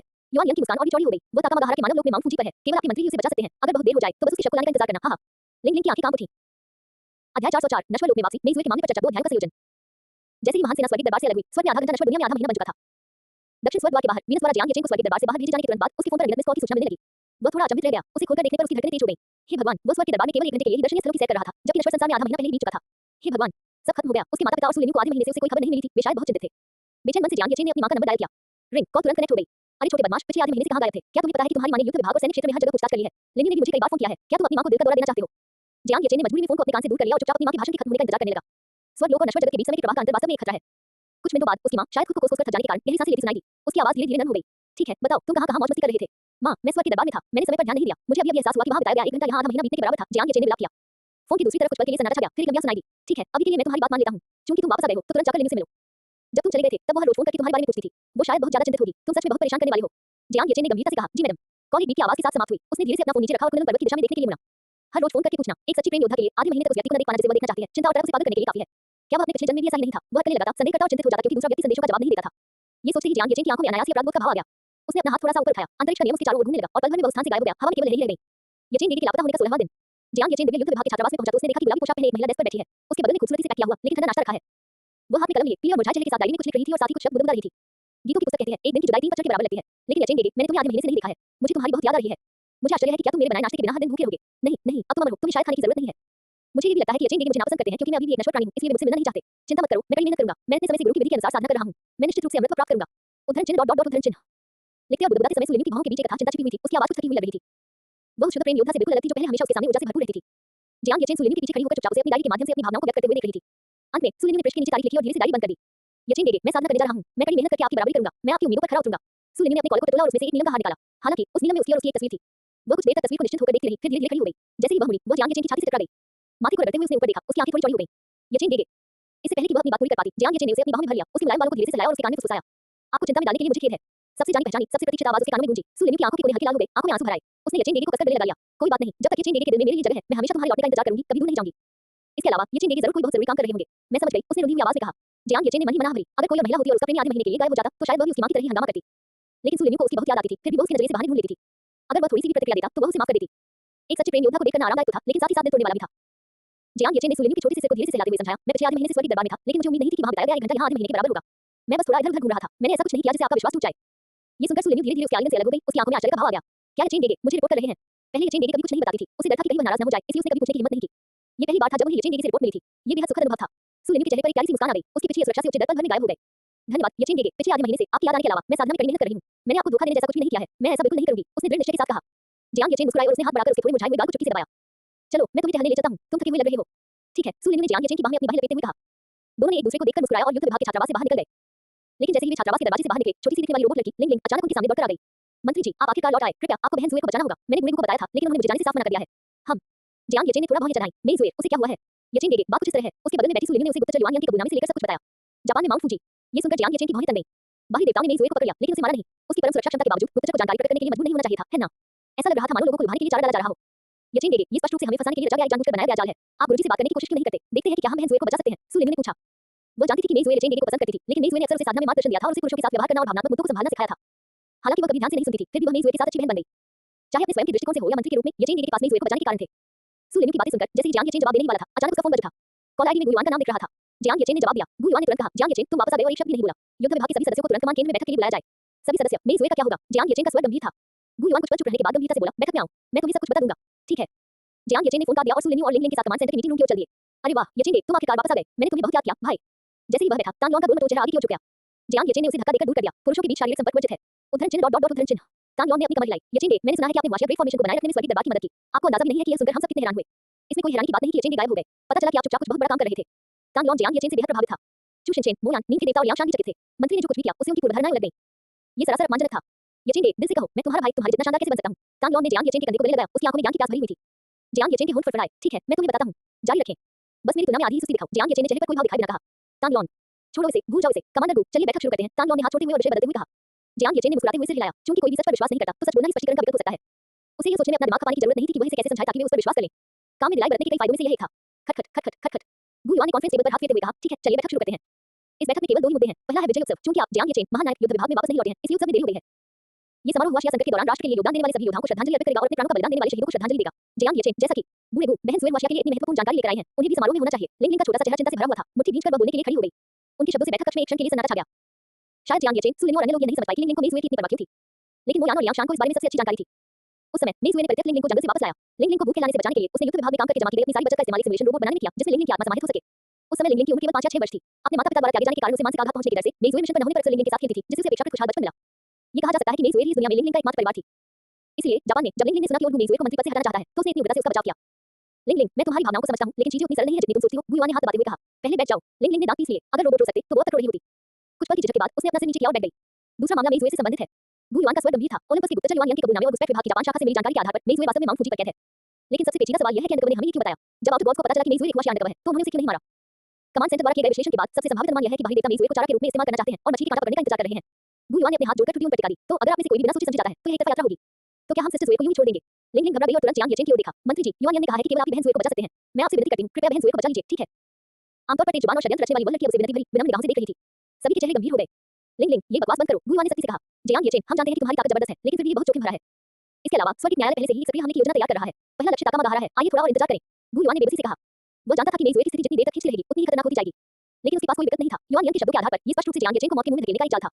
कमांडर डू, जब तक स्वर्गीय न्यायालय ताका मगा पर हमला करेगा, क्या सिस्टर ज़ुए तब तक जीवित रहेंगी? सुलिनी की आंखें कांप उठी। गुयुआन ने चुपचाप अपना सिर नीचे कर लिया और कोई जवाब नहीं दिया। चू शिनचेन, तांग लॉन और अन्य लोगों ने गहरी भौहें चढ़ा लीं। बैठक कक्ष का वातावरण तेजी से तनावपूर्ण होता चला गया। केवल जियांग यचेन ही शांत और तनावमुक्त रहे। उन्होंने लिंग लिंग के चिंतित और परेशान चेहरे पर एक नजर डाली। उसने कुछ देर सोचा। उसकी वर्तमान शक्ति किसी देवराज को भी कैद करने में सक्षम है। साथ ही अंतरिक्ष का नियम उसे किसी भी क्षण भागने की अनुमति देता है। माउंट फूजी से मेई ज़ुए को बचाना ज्यादा मुश्किल नहीं होना चाहिए। इसके अलावा मंत्री होने के नाते संकट में फंसे विभाग के किसी सदस्य की अनदेखी करना बेहद निंदनीय होगा। मेई ज़ुए एक सक्षम सहायक थी जिन्हें भविष्य में भी उनके लिए मंत्री पद के मामलों को संभालने की आवश्यकता होगी। अन्यथा वह बाद में आराम से समय बिताने में भी सक्षम नहीं होगा। जियांग यचेन ने इस बारे में सोचा और अपने दिल की बात मानने का फैसला किया, यानी अपने काबिल सहायक को वापस लाने का। वह कुछ बोलने ही वाला था कि तभी उसके दिमाग में सिस्टम की आवाज गूंज उठी और उसने गुयुआन की ओर देखा। दिन कामचोरी का विकल्प सक्रिय हो गया। विकल्प 1, लिंग लिंग की विनती सुनकर आप समझ जाते हैं कि यह एक जाल है। इसलिए आप लिंग लिंग को समझाने की पूरी कोशिश करते हैं ताकि वह खतरे को समझ सके। पुरस्कार, स्पष्टीकरण देने में कायक की उपाधि। विकल्प 2, विभाग के सदस्य मेई ज़ुए के खतरे में होने के बावजूद मंत्री होने के नाते भी आपको कामचोरी करने और परवाना करने का पूरा अधिकार है। बस आराम से जीवन व्यतीत करें, इतनी झंझट में क्यों पड़ना? इनाम, कम स्तर की कामचोरी का उपहार पैक। विकल्प 3, विभाग के सदस्य मेई ज़ुए के खतरे में होने पर आप अच्छी तरह जानते हैं कि एक देव राजा को बंदी बनाने की आपकी वर्तमान शक्ति मेई ज़ुए को बचाने के लिए पर्याप्त है। उसे बचाना है या नहीं, इस बारे में आप अपने दिल की आवाज सुनते हैं। वह विकल्प चुनते हैं जो आपको सबसे अधिक खुशी देगा और जीवन का सामना करने के लिए प्रसन्न बनाए रखते हैं। पुरस्कार, उच्च स्तरीय सुस्ती उपहार पैक। दिन, बधाई हो होस्ट, आपने स्लेकिंग ऑफ का विकल्प चुना है। इनाम, high level slaking gift pack. खोलें। जियांग यचेन दंग रह गया। अचानक कहीं से एक उच्च स्तरीय उपहार पैक प्रकट होते देख उसने अपनी आंखें थोड़ी सी खोल लीं। इसे खोलो, उसने सोचा। अध्याय 405, सर्वोच्च श्रेणी की अस्तित्व विजेता, क्या मुझे उसकी धार से बचना चाहिए? मेजबान को प्राप्त करने के लिए बधाई। सर्वोच्च श्रेणी अस्तित्व विजेता, आत्मा रूपांतरण चरण की गोली, दिव्य गोली तारांकन 3। सर्वोच्च श्रेणी का पुरस्कार। कॉन्फ्रेंस रूम के अंदर जैसे ही सिस्टम पैनल पर इनाम दिखाई दिया, जियांग यचेन की पुतलियां थोड़ी सी उड़ गईं। अस्तित्व की अजयता, ये नाम काफी दमदार लगता है। केवल अजयता शब्द ने ही उसे यह एहसास दिलाया कि यह असाधारण है। जियांग यचेन ने तुरंत इनाम के विवरण पर क्लिक किया। सर्वोच्च श्रेणी अस्तित्व की अजयता, जब तक मेजबान का जीवन काल समाप्त नहीं हो जाता और आपका शरीर और आत्मा इस दुनिया में विद्यमान है, तब तक कोई भी आपको नष्ट नहीं कर सकता।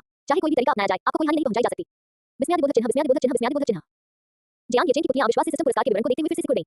अरे बाप रे, सिस्टम, तुम तो अब कुछ ज्यादा ही अजीब हरकतें कर रहे हो। हालांकि इसे उसकी ताकत अजय नहीं हो गई, उसे सुधार के लिए आराम करके स्वतः ही अभ्यास करने की आवश्यकता थी। लेकिन सर्वोच्च श्रेणी की अस्तित्वगत अजयता के साथ यह इस बात के बराबर था कि दुश्मन की ताकत चाहे जो भी हो, वे उसे तब तक नुकसान नहीं पहुंचा सकते थे जब तक कि वो बुढ़ापे से न मर जाए। धिक्कार है, कभी न मर पाना, ये तो सचमुच निडरता है। जियांग येचेन मन ही मन आश्चर्यचकित हुआ। इस असाधारण क्षमता के साथ उसे मेई जुए को जापान की फूजी पर्वत से हुआशिया वापस लाने के लिए छुप कर जाने की जरूरत नहीं पड़ेगी। वो तो सीधे अंदर से निकल सकता है, भला मुझे कौन मार सकता है? सृष्टिकर्ता ईश्वर, ईश्वर राजा, क्या मुझे उसकी कठोरता से बचना चाहिए? जैसे ही जियांग येचेन ने इसके बारे में सोचा, उसके होठों के कोने नयासी ऊपर की ओर मुड़ गए, जो गुयुआन और अन्य लोगों के चिंतित चेहरों के साथ एक तीखा विरोधाभास पैदा कर रहे थे। दूसरे इनाम के विवरण पर क्लिक करने से पहले वह कुछ पल के लिए उत्साहित रहा। आत्मा रूपांतरण अवस्था की गोली, दिव्य गोली सेवन के बाद यह नश्वर शरीर को सीधे दिव्य शरीर में परिवर्तित कर सकती है और नियमों को समझने की संभावना को बढ़ा सकती है। ये भी काफी अच्छा है। कुल 3 है, मैं एक माओ सूलिनी को दे दूंगी और एक अपने पास वैकल्पिक तौर पर रखूंगी। इस तरह सच्चे प्रेम योद्धा को अपनी कमजोरी के बारे में चिंतित होने की जरूरत नहीं पड़ेगी। जियांग येचेन ने तिरछी नजर से सूलिनी की ओर देखा और उसके होंठ ऊपर की ओर मुड़ गए। जियांग येचेन, तुम किस बात पर हंस रहे हो? ये तो बिल्कुल भी मजेदार नहीं लग रहा है। मेई जुए की स्थिति के बारे में सुनकर भी जियांग येचेन को हंसते हुए देखकर गुयुआन की भौहें और भी कस गईं।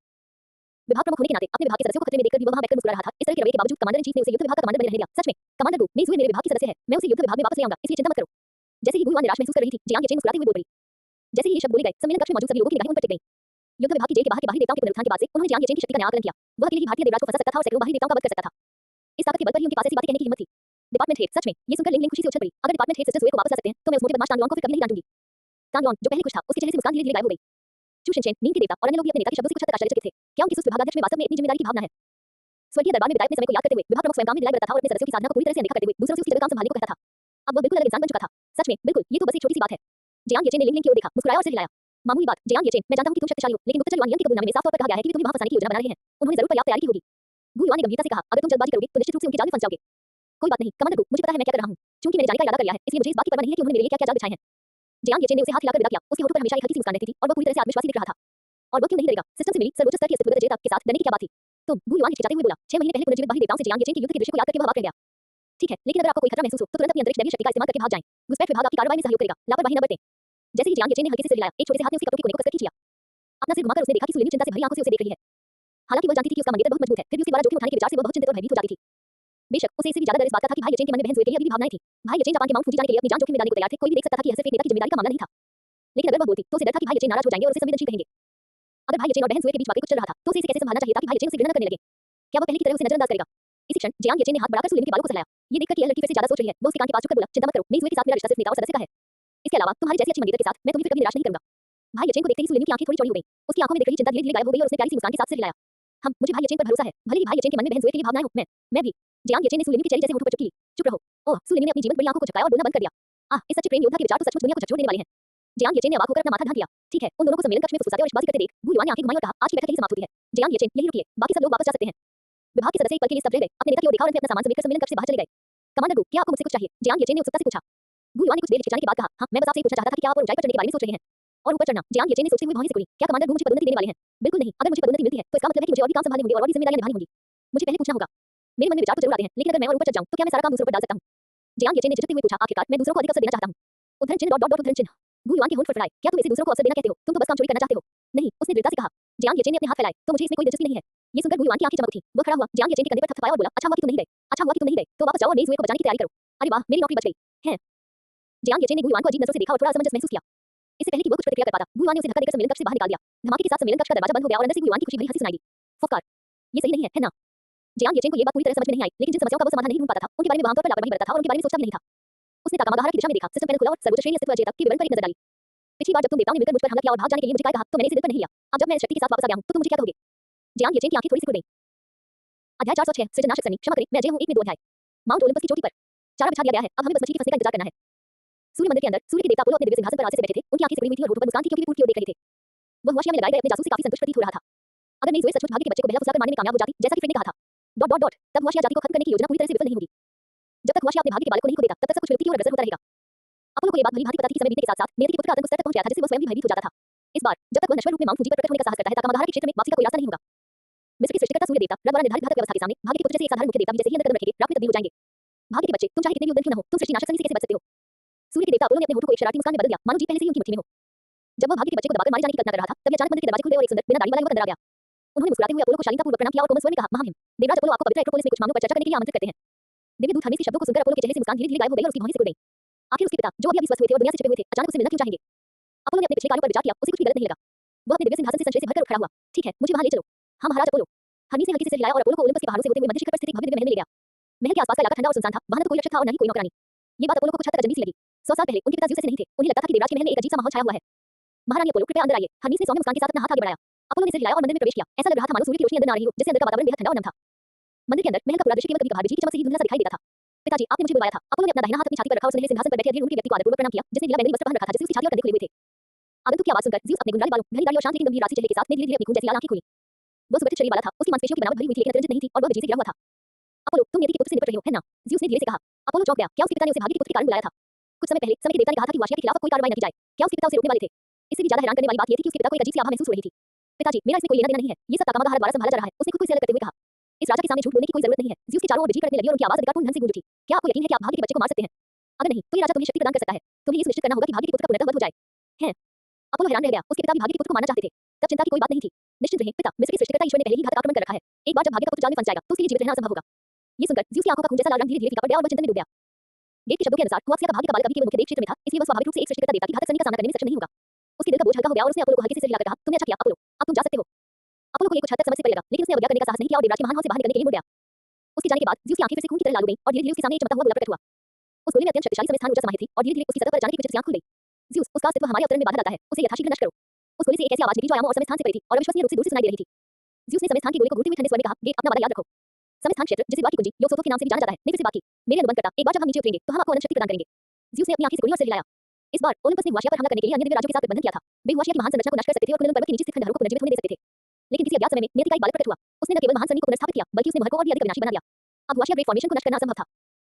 गेट समय और स्थान के बारे में सर्वज्ञ था, फिर भी वह भी शक्तिहीन था और केवल 1.5 वर्ष में ग्रेट एरिया के स्वतः ही गायब हो जाने की प्रतीक्षा कर सकता था। इससे पता चलता है कि नियति का बच्चा कितना बड़ा खतरा था। अगर उसे खत्म नहीं किया गया, तो कुनलुन पर्वत के नीचे जीवन खंडहरों का पुनर्जीवित होना मुश्किल होगा और वह द्वार इस दुनिया में अवतरित नहीं हो पाएगा।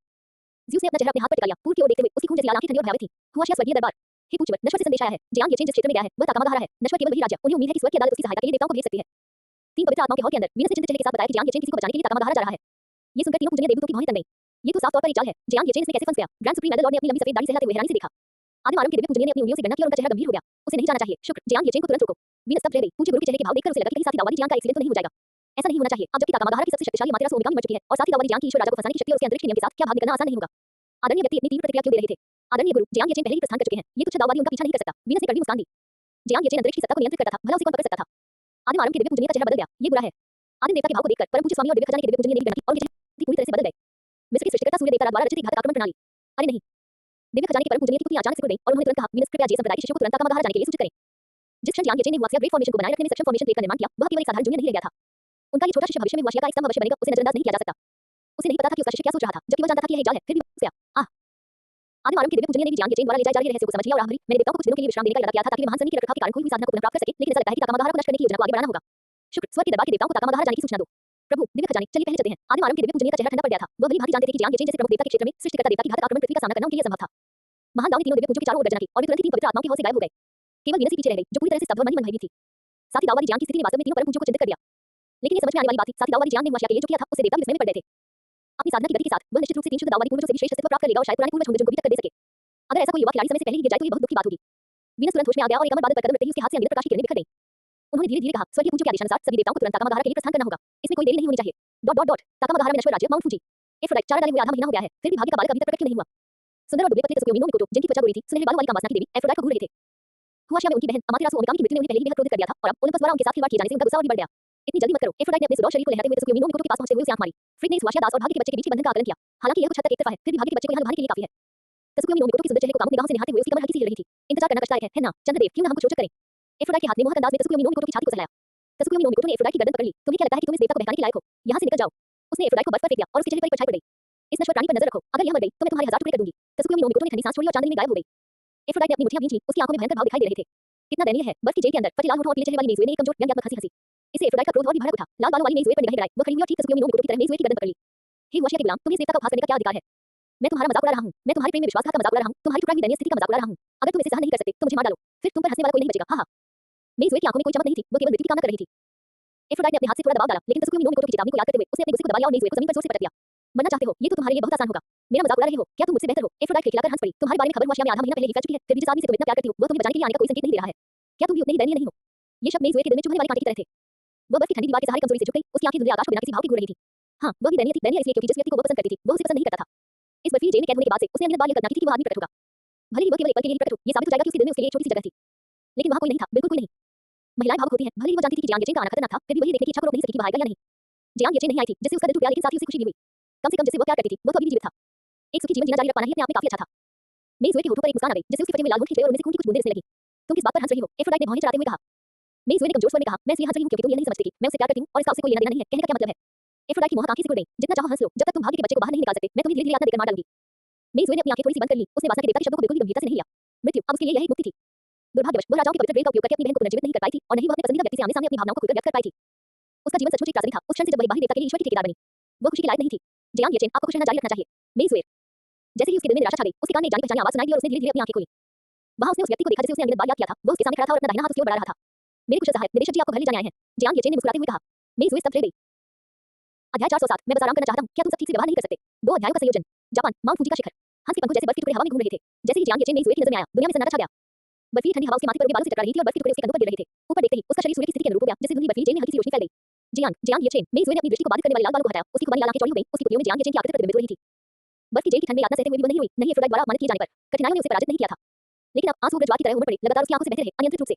उसे नहीं पता था कि वह जो देख रही थी वह सच था या नहीं। शायद मृत्यु से पहले का वहम था, लेकिन उसे इस बात पर यकीन था। मुझे लगा था तुम नहीं आओगे। मेई जुए ने जियांग येचेन की ओर देखा और आंसुओं के बीच मुस्कुराई। जियांग येचेन ने हल्की सी मुस्कान दी, लेकिन उनके लहजे में अभी भी दूरी का भाव था। आप मेरे विभाग के सदस्य हैं, विभाग प्रमुख होने के नाते भले ही मैं काम में ढिलाई करूं, मैं अपने साथियों को नहीं छोड़ूंगा। मेई जुए की सखियां एक पल के लिए रुक गईं। उसने अपनी कमर को कसकर चुप्पी से दबाया। दर्द, बहुत दर्द, ये सचमुच का दर्द है। वो सचमुच आया था। हालांकि उनके शब्दों से यह संकेत मिलता था कि वे विभाग प्रमुख के रूप में आए हैं, फिर भी वह मुस्कुराई, एक मनमोहक और भावपूर्ण मुस्कान। किस्मत का बच्चा। लेकिन उसी क्षण बर्फ की जेल के बाहर एफ्रोडाइट का चेहरा उस पर आश्चर्य से चमक उठा जब उसने जियांग येचेन को देखा। आखिरकार तुम प्रकट हो ही गए। फ्रिक सही कह रही थी, ये हुआ क्या कि दासी सचमुच तुम्हें बाहर निकालने में कामयाब रही। उसके चेहरे पर एक उत्साहित मुस्कान थी। उसकी आंखें मोहक गुलाबी दिव्य प्रकाश से चमक रही थी। चूंकि तुम यहाँ हो, तो यहीं मर जाओ। बूम। जैसे ही उसने बोलना समाप्त किया, उसके द्वारा बुलाई गई दिव्य शक्ति का एक प्रज्वलित प्रवाह सीधे आकाश में चला गया। पल भर में फीके आसमान के चारों ओर से काले बादल छा गए। शक्तिशाली दैवीय दबाव ने मेई जुए के उस हाथ को, जिसे वो जियांग येचेन को पकड़ने के लिए उठाना चाहती थी, वापस नीचे गिरा दिया। जियांग येचेन ने आकाश में उमड़ते काले बादलों को देखा। बादलों के बीच ताकामागाहारा के देवता धुंधले से दिखाई दे रहे थे। आकाश के मध्य में ऊंचाई पर स्थित एक शुद्ध सफेद चंद्रमा ने सूर्य का स्थान ले लिया। गठन, उठो। लेकिन अचानक एक ऐसी आवाज गूंजी जिसने आकाश और पृथ्वी को हिला दिया। काले बादल पल भर में वाष्पित हो गए और प्रचंड दिव्य शक्ति के नीचे गायब हो गए। जियांग येचेन ने अपना हाथ पीछे खींच लिया और अपनी आंखें थोड़ी सी खोली। उसने शून्य लोक को शाश्वत पवित्र ज्वालाओं से प्रज्वलित होते देखा। अचानक उसके सिर के ऊपर एक धधकते सूरज का दृश्य प्रकट हुआ, जिसका सौ चक्र गर्जना के साथ घूम रहा था। अरबों चकाचौंध कर देने वाली सुनहरी किरणें दिव्य दंत के भालू की तरह धुंधले शिखर को घेर रही थी। तेज चमकता सूरज धीरे-धीरे नीचे उतर रहा था। उसका आकार धीरे-धीरे बढ़ता जा रहा था। वो जहां भी जाता, अंतरिक्ष भी प्रकाश की विकृत नदियों में विलीन हो जाता। सृष्टि के आरंभ से ही किसी दिव्यवाणी की तरह वह धीमी आवाज सृष्टिकर्ता सूर्य देवता के मुख से निकली, जो सूर्य का राजदंड धारण किए हुए थे। सूर्य का नियम अचानक उतर आया। पूरा फूजी पर्वत धधकते सूरज की चमक से जगमगा उठा। शिखर पर जमी बारहमासी बर्फ पल भर में पिघल गई और उससे भाप के गुबार निकलने लगे। जियांग येचेन ने थोड़ा सा भौहें सिकुड़ी और देखा कि मिस्र के सूर्य देवता ताकामागाहारा के देवताओं के केंद्र में खड़े थे। उनके सिर के ऊपर एक सौ चक्र लगा हुआ था, जो उदासी आंखों से उन्हें नीचे देख रहा था। तो ये मेरे लिए एक तरह का जाल था। उन्होंने तो मिस्र के सृष्टिकर्ता देवता को भी आमंत्रित कर लिया था। ताकामागाहारा वाकई में बहुत प्रतिभाशाली है। उसके होठों के कोने पर एक ठंडी मुस्कान फैल गई। उसकी आध्यात्मिक अनुभूति के अनुसार पूरा फूजी पर्वत धधकते सूरज की रोशनी से घिरा हुआ था। ये निश्चित रूप से एक पूर्ण निर्मित संरचना रही होगी। अगर यह पहले होता, तो इस तरह की स्थिति का सामना करने पर निश्चित रूप से चालाक आदमी वाली हरकत करनी पड़ती। लेकिन अब बात अलग है। सर्वोच्च स्तर, अजय अस्तित्व के साथ क्या तुम मुझे मार सकते हो? जियांग येचेन ने हल्की सी मुस्कान बिखेरी। मेई जुए के आगे आगे चलने लगा और सूर्यदेव रक्त तथा ताकामागाहारा के देवताओं को नजरअंदाज कर दिया। उसने अपने शरीर से एक उच्च श्रेणी की औषधीय गोली और कुछ खाने पीने की चीजें निकाली, नीचे बैठ गया और उन्हें उसे सौंप दिया। तुम्हें बहुत तकलीफ हुई है, पहले अपने जख्म ठीक करो, कुछ खा पी लो, फिर मैं तुम्हें वापस ले चलूंगा। उसने दवा की गोली मेई जुए के हाथ में रख दी। जैसे ही मेई जुए ने औषधीय गोली ली, सूर्य देवता रक्त का दबाव अचानक गायब हो गया और वह अंततः अपने शरीर को हिलाने में सक्षम हो गई। आकाश में मौजूद असंख्य देवताओं को देखकर उसने हाथ बढ़ाया। जियांग येचेन के कपड़े पकड़े और उसे धक्का दिया। जाओ, अंतरिक्ष के नियम का प्रयोग करके यहाँ से जल्दी निकल जाओ, तुम उन्हें हरा नहीं सकते। ताकामागाहारा के देवताओं के केंद्र में स्थित देवता मिस्र की पौराणिक कथाओं के सृष्टिकर्ता देवता है, जिनकी शक्ति चीनी पौराणिक कथाओं के 3 पवित्र देवताओं के बराबर है। क्या बकवास है? अपने विभाग प्रमुख पर सवाल उठा रहे हो क्या? उन्हें छोड़ो, दवा ले लो, ठीक हो जाने के बाद मैं तुम्हें वापस ले लूंगी। वरना अगर लिंग तुम्हें इस हालत में देखेगी, तो वो शायद फिर से मेरे बारे में पीठ पीछे बुराई करेगी। जियांग येचेन पालथी मारकर बैठे थे, उनका लहजा दृढ़ था। लेकिन कोई किंतु परंतु नहीं, क्योंकि मैं यहाँ हूँ, मुझे पूरा भरोसा है कि मैं तुम्हें वापस ले जाऊंगा। उसने बीच में ही बात करते हुए कहा। मेई जुए की आंखें चौड़ी हो गईं। उसने अपनी मुट्ठी कसकर भींच ली, अपने दिल में उठ रही चिंता को दबाते हुए, और जियांग येचेन को सिर हिलाकर सहमति दी। दवा की गोली उसके पेट में गई, एक कोमल शक्ति उसके अंगों और हड्डियों में भर गई। मेई जुए के चेहरे पर थोड़ी सी रौनक लौट आई। दूसरों की नजर में चाहे कितना भी खतरनाक क्यों न लगे, तुम फिर भी इतने शांत हो। उसने जियांग येचेन की ओर देखा, उसकी आंखों में गहरा स्नेह झलक रहा था। जियांग येचेन ने बस मुस्कुराते हुए लापरवाही से हाथ हिलाया और कैंडी का एक पैकेट फाड़कर उसे अपने मुंह में डाल दिया। बुरा नहीं, बुरा नहीं, कुछ पीना चाहोगे? Red wine. उसने सॉफ्ट कैंडी चबाई और रेड वाइन निकाली। मेई जुए सचमुच प्रभावित हुई। अरे जरा पीछे देखो, ऐसे समय में भी तुम्हें रेड वाइन पीने का मन कर रहा है। पास ही स्थित कामवासना की देवी एफ्रोडाइट स्तब्ध रह गई। मिस्र के सृष्टिकर्ता देवता और ताकामागाहारा के देवता अवतरित हो चुके थे, फिर भी भाग्य के बारे में भय का कोई निशान नहीं दिखाया। इसके बजाय उसने आराम से भोजन करना शुरू कर दिया। भाग्य के बच्चे, क्या तुमने अपना भाग्य स्वीकार कर लिया है? एफ्रोडाइट ने उपहास करते हुए कहा, मैं तुम्हें बता दूं, मिस्र के सृष्टिकर्ता देवता ने बहुत पहले यहाँ एक घातक संरचना बनाई थी। तुम्हारे जैसे साधारण मुख्य देवता के लिए केवल एक ही रास्ता है, मृत्यु। तथापि उसने मेई जुए की ओर देखा और आह भरी। मैंने सचमुच कभी कल्पना नहीं की थी कि जिस व्यक्ति से तुम एक हुआशे गुलाम प्यार करते हो, वह सचमुच अपनी जान जोखिम में डालकर तुम्हें बचाने आएगा। तो फिर यही अपने प्रिय के साथ मर जाओ। उसकी आवाज वेश से भरी हुई थी। जियांग येचेन ने एक गिलास रेड वाइन डाली और एफ्रोडाइट की ओर तिरछी नजर से देखा। ये कौन है? उद्धरण चिन्ह डॉट डॉट डॉट। मेई जुए के चेहरे पर वाकई का भाव था। ओलंपस की वासना की देवी एफ्रोडाइट, उद्धरण चिन्ह। ओह, एक विदेशी देवता। जियांग येचेन की निगाहें ठंडी पड़ गईं। तो तुम मर जाओ, प्रश्नवाचक चिन्ह। ये सुनकर एफ्रोडाइट मृत्यु के सामने भी भाग्य के पुत्र के साहस का उपहास करने ही वाली थी। लेकिन अगले ही पल उसके चारों ओर चांदी जैसी सफेद रोशनी की कई रेखाएं चमक उठीं और उसके शरीर को ऐसा दर्द महसूस हुआ जैसे उसका शरीर कट रहा हो। सदमे से उसकी आंखें चौड़ी हो गईं और वह भय से जियांग येचेन को टकटकी लगाकर देखती रही। आप। उसके बोलने से पहले ही मुख्य देवलोक में स्थित एफ्रोडाइट अंतरिक्ष द्वारा अनगिनत मांस और रक्त के टुकड़ों में कट गई, जीवनी हो गई। यह इस दृश्य को देखकर मेई जुए की आंखों में हैरानी साफ झलक रही थी। 12 ओलंपियनों में से एक एफ्रोडाइट को जियांग येचेन ने यूं ही इतनी सरलता से मार डाला। एक साल के अंतराल में तुम इतनी मजबूत हो गई हो कि मैं इसे समझ भी नहीं पा रही हूँ। मेई जुए के स्वर में विस्मय का भाव था और उसने आत्मव्यंग्य करते हुए कहा, पहले तो मैं आपसे आगे बढ़ने के बारे में सोचती भी थी, लेकिन अब तो मैं आपकी प्रशंसा करने के योग्य भी नहीं हूँ। मुझे सच में समझ नहीं आता कि तुम्हारे जैसा आलसी इंसान इतनी जल्दी तरक्की कैसे कर लेता है। जियांग येचेन ने रेड वाइन का एक घूंट लिया। सिस्टम के स्वर विरोधी स्वखेती कार्य के बारे में सोचते हुए और संतुष्टि से मन मुस्कुराए बिना नहीं रह सका। जीवन में बहुत अधिक तुलना नहीं करनी चाहिए। बेहतर यही है कि तुम्हारे साथ मौज मस्ती करना और जिंदगी का आनंद लेना, है ना? मेई जुए ने अपना वाक्य पूरा किया। मेरे काबिल सहायक से यही उम्मीद थी, समझे? जियांग येचेन हंसे। ये सुनकर मेई जुए की आंखों में थोड़ी उदासी छा गई। वह कुछ देर तक हिचकिचाती रही। क्या मैं सिर्फ आपकी काबिल सहायक हूँ और कुछ नहीं? जियांग येचेन का हाथ जो शराब का गिलास हिला रहा था एक पल के लिए रुक गया। बिना कुछ कहे उसने लाल शराब का एक और घूंट लिया। जब कोई कठिन प्रश्न सामने आता है तो क्या आप चुप रहते हैं? मेई ज़ुए ने ऊपर देखा, उसके सुनहरे बाल कंधों पर बिखरे हुए थे और वह आकाश में करीब आते हुए असंख्य देवताओं को निहार रही थी। हम सचमुच यहीं मर सकते हैं, क्या आप मुझे कोई उत्तर दे सकते हैं? जियांग येचेन ने धीरे से अपना शराब का गिलास नीचे रख दिया, उसकी आंखें गंभीर थीं। नहीं, मुझे इस पर विश्वास नहीं होता। मेई ज़ुए ने उसे घूरकर देखा। हैं? ये सुनकर जियांग येचेन आश्चर्यचकित रह गया। हे, मैं तो बस तुम्हें चिढ़ा रही थी। मेई ज़ुए ने एक प्यारी सी मुस्कान दी। चाहे कुछ हो या न हो, मैं बस इतना कहना चाहती हूँ कि मुझे तुम पसंद हो और इसका तुमसे कोई लेना देना नहीं है। उसकी आंखों में स्नेह था। आप मुझे अपनी सक्षम सहायक के रूप में देखते रह सकते हैं, लेकिन आप मुझे सीमित नहीं कर सकते। तुम, जियांग येचेन ने असहाय होकर सिर हिलाया और अंत में हिचकिचाते हुए बोला, तो हमारे वापस जाने के बाद विभाग प्रमुख के कर्तव्यों का निर्वाह तुम करोगे। अपनी बात पूरी करते-करते मेई ज़ुए के चेहरे पर थोड़ी सी नाराजगी झलकने लगी, हालांकि उसके चेहरे पर कुछ जीवंतता लौट आई थी। तुम मुझे सिर्फ एक कामचोर की तरह इस्तेमाल करना जानते हो। उसने आंख भरी और आकाश की ओर देखा। असंख्य देवताओं की उपस्थिति से उत्पन्न दमनकारी आभा ने उसके हृदय को व्याकुल कर दिया। अगर हम सचमुच पीछे जा सकते हैं तो आप शांति से आराम कर सकते हैं। मैं आपके लिए विभाग के मामलों को संभाल लूंगा। अगर हम वापस नहीं जा सकते तो भी कोई बात नहीं। अपने प्रिय के साथ मरना भी एक तरह की खुशी है। मुझे बस इतना डर है कि लिमी दुखी हो जाएगी। कठिनाइयों का सामना करने के बाद मेई ज़ुए की मानसिकता पहले से पूरी तरह बदल गई थी। जियांग येचेन को भी लगा कि मेई ज़ुए पहले जैसी नहीं रही।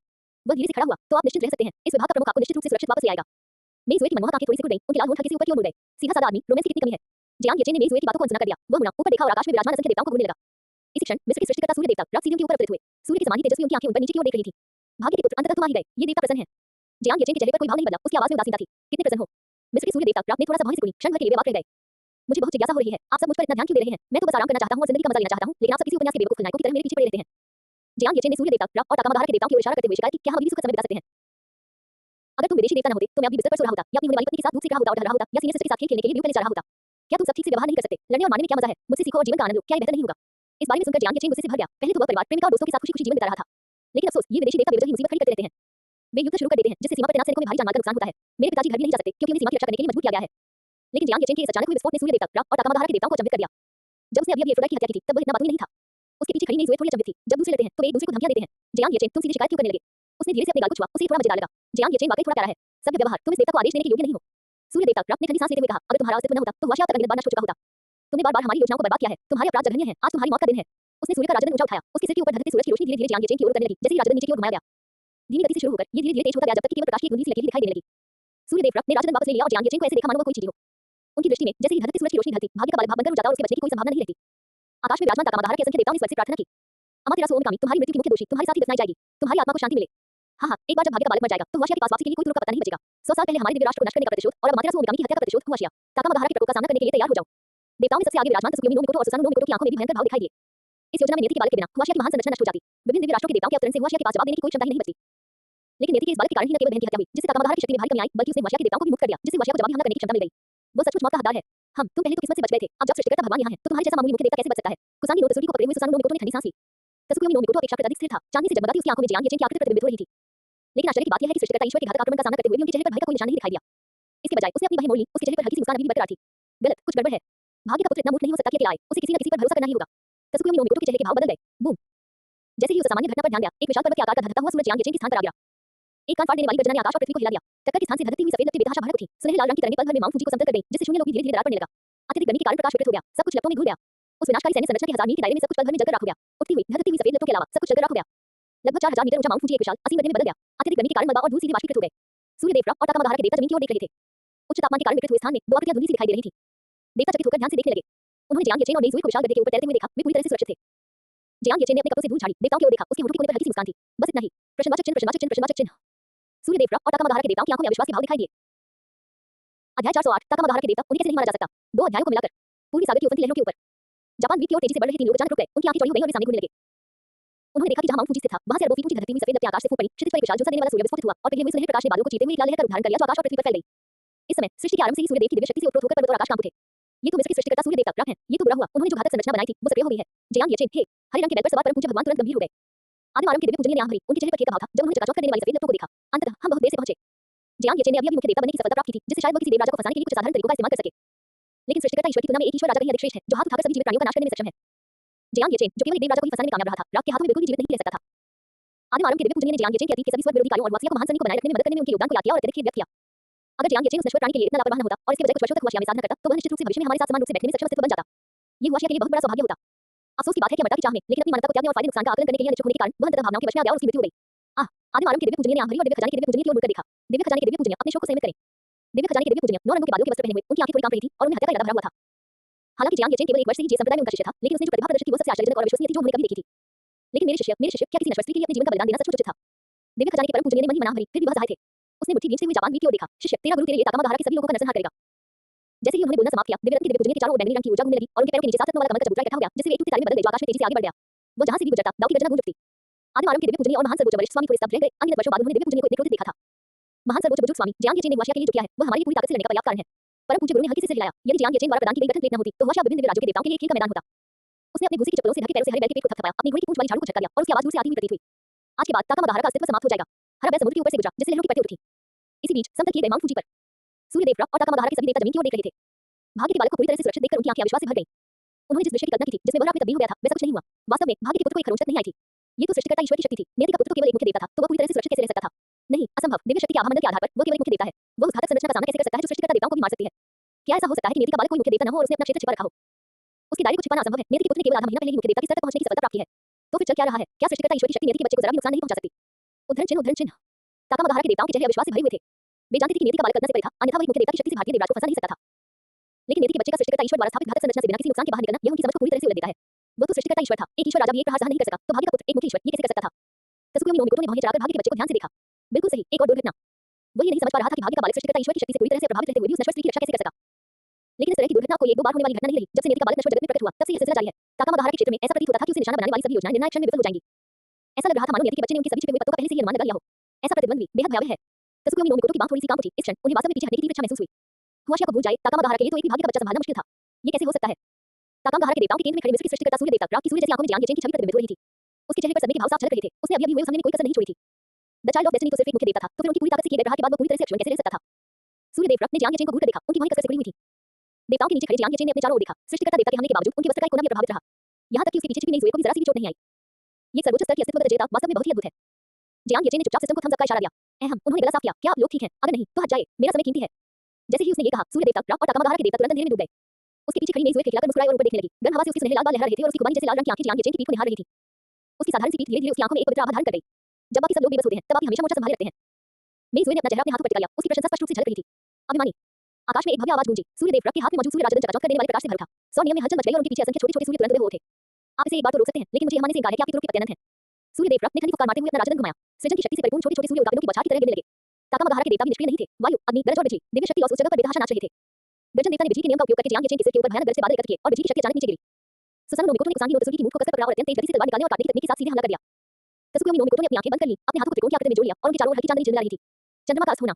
जैसे ही उन्होंने बोलना शुरू किया आकाश में ऊंचा लटका हुआ पूर्णिमा का चांद मानो अपना सहारा खो बैठा और मनुष्य की ओर गिरने लगा। क्षेत्र। जैसे ही चंद्रमा अस्त हुआ जापान द्वीप के चारों ओर सुनामी की लहरें उठी जिससे नश्वर दुनिया पर आपदा आ गई।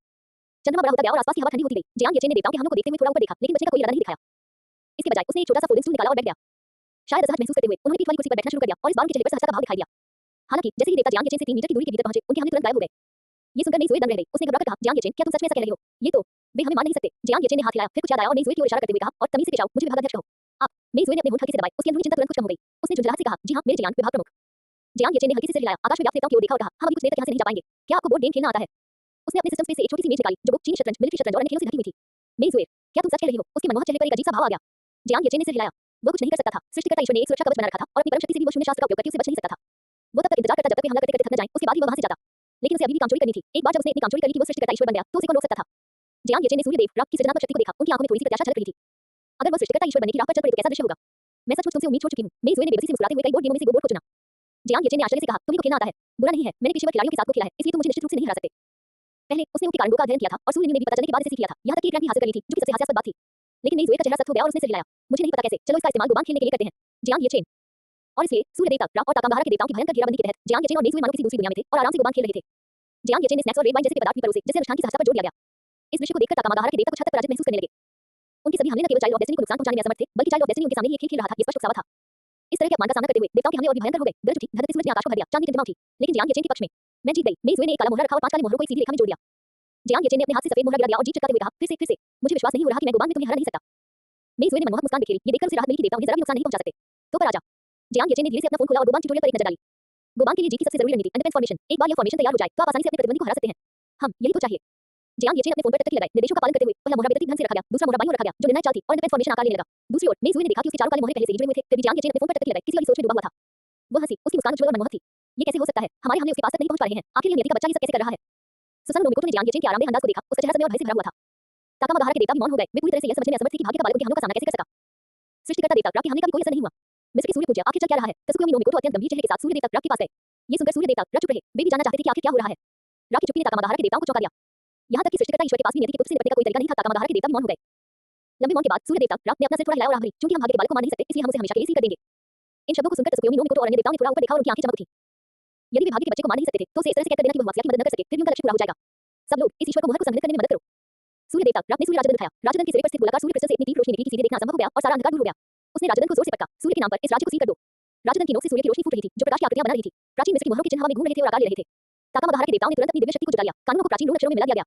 अचानक सुनहरी लाल रोशनी एक विशाल जाल की तरह कस गई, सिकुड़ती और ठोस होती चली गई। लगातार हारते और जीतने के तरीके को लेकर परेशान जियांग येचेन अचानक रुक गया। उसने आकाश में बन रहे प्राचीन मिस्र के प्रतीकों को देखा जो एक खास पैटर्न बना रहे थे। हे भगवान, चूंकि वे मुझे मान नहीं सकते, इसलिए मुझे सील करने की योजना बना रहे हैं। जियांग येचेन का चेहरा सख्त हो गया। अपनी वर्तमान शक्ति से वह सृष्टिकर्ता ईश्वर की पकड़ से बच नहीं सकता था। क्या हुआ? मेरी ने उसके चेहरे के भाव बदलते देख पूछा। जियांग येचेन ने गहरी सांस ली। शायद हम सीलबंद हो गए हैं। हम शायद 1.5 साल तक वापस नहीं आ पाएंगे। सील को तोड़ने और शून्य शास्त्र का उपयोग करके बच निकलने के लिए उसे 1.5 साल में ईश्वर राजा बनने की सफलता प्राप्त करने तक इंतजार करना होगा। धिक्कार है, मुझे 1.5 साल तक इस सील में रहना पड़ेगा। सूर्य का क्या होगा? मेरे माता पिता का क्या होगा? जियांग येचेन का चेहरा चिंता से भरा हुआ था। हालांकि जब मेरी ने सुना कि उसे जियांग येचेन के साथ सील किया जाएगा, तो उसे एक अजीब सी प्रत्याशा का अनुभव हुआ। उसने अपना हाथ उठाया, अपने गहरे लाल रंग के बालों को कान के पीछे किया, अपना सिर थोड़ा नीचे झुकाया और उसके होठों पर एक दबी हुई खुशी की मुस्कान आ गई। भाग्य की संतान, यही सदा के लिए रहो। आकाश के ऊपर सूर्य देवता रात ने अपना राजदंड लहराया। लेकिन जैसे ही मोहर संघनित होने वाली थी, शून्य लोक में अचानक एक निर्मल रहस्यमय ऊर्जा का संचार हुआ। मानो दाव ने आकाश के द्वार खोल दिए हों। एक कोमल प्रवाह ने प्राचीन प्रतीकों को बलपूर्वक चकनाचूर कर दिया। रात, तुमने मेरे शिष्य को मारने की हिम्मत कैसे की? आज यह विनम्र दाव वाली तुम्हारी रथ का उपयोग स्वर्ग में मेरे शिष्य की आत्मा को श्रद्धांजलि अर्पित करने के लिए करेगा। एक गहरी आवाज स्वर्ग और पृथ्वी में गूंज उठी। सूर्य देवता ने उग्रता से अपना सिर उठाया। उनकी चीज जैसी आंखों से दिव्य प्रकाश निकल रहा था, लेकिन उन्होंने केवल बादलों के बीच शून्य से धीरे-धीरे उभरती हुई एक आकृति को देखा। उनके बादल जैसे तावारी वस्त्र और चौड़ी आसीनें लहरा रही थी, जिन पर सूर्य, चंद्रमा, तारीख, पर्वत, नदियां और 10,000 आत्माओं का चित्रण था। उनके कदम बढ़ाते ही स्वर्ग और पृथ्वी के नियम पट्टों में लहरों की तरह फैल गए। दुनिया के इस कोने में ये नौ यान की सृजन और विनाश के संकेत और ब्रह्मांड की उलटफेर के संकेत दिखाई दिए। दिव्य खजाने के आदरणीय देव सूर्य देवता रात चौंक गए। नीचे खड़े जियांग येचेन अपने गुरु को देखकर तुरंत प्रसन्न हो गए। अब उन्हें सील नहीं किया जाएगा। उसने झटपट हाथ हिलाकर उनका अभिवादन किया। गुरुजी, आपका शिष्य मरा नहीं है, मैं यहाँ हूँ। मेरी के होंठ हल्के से ऊपर की ओर मुड़े, मानो वह थोड़ी नाखुश हो। हैं?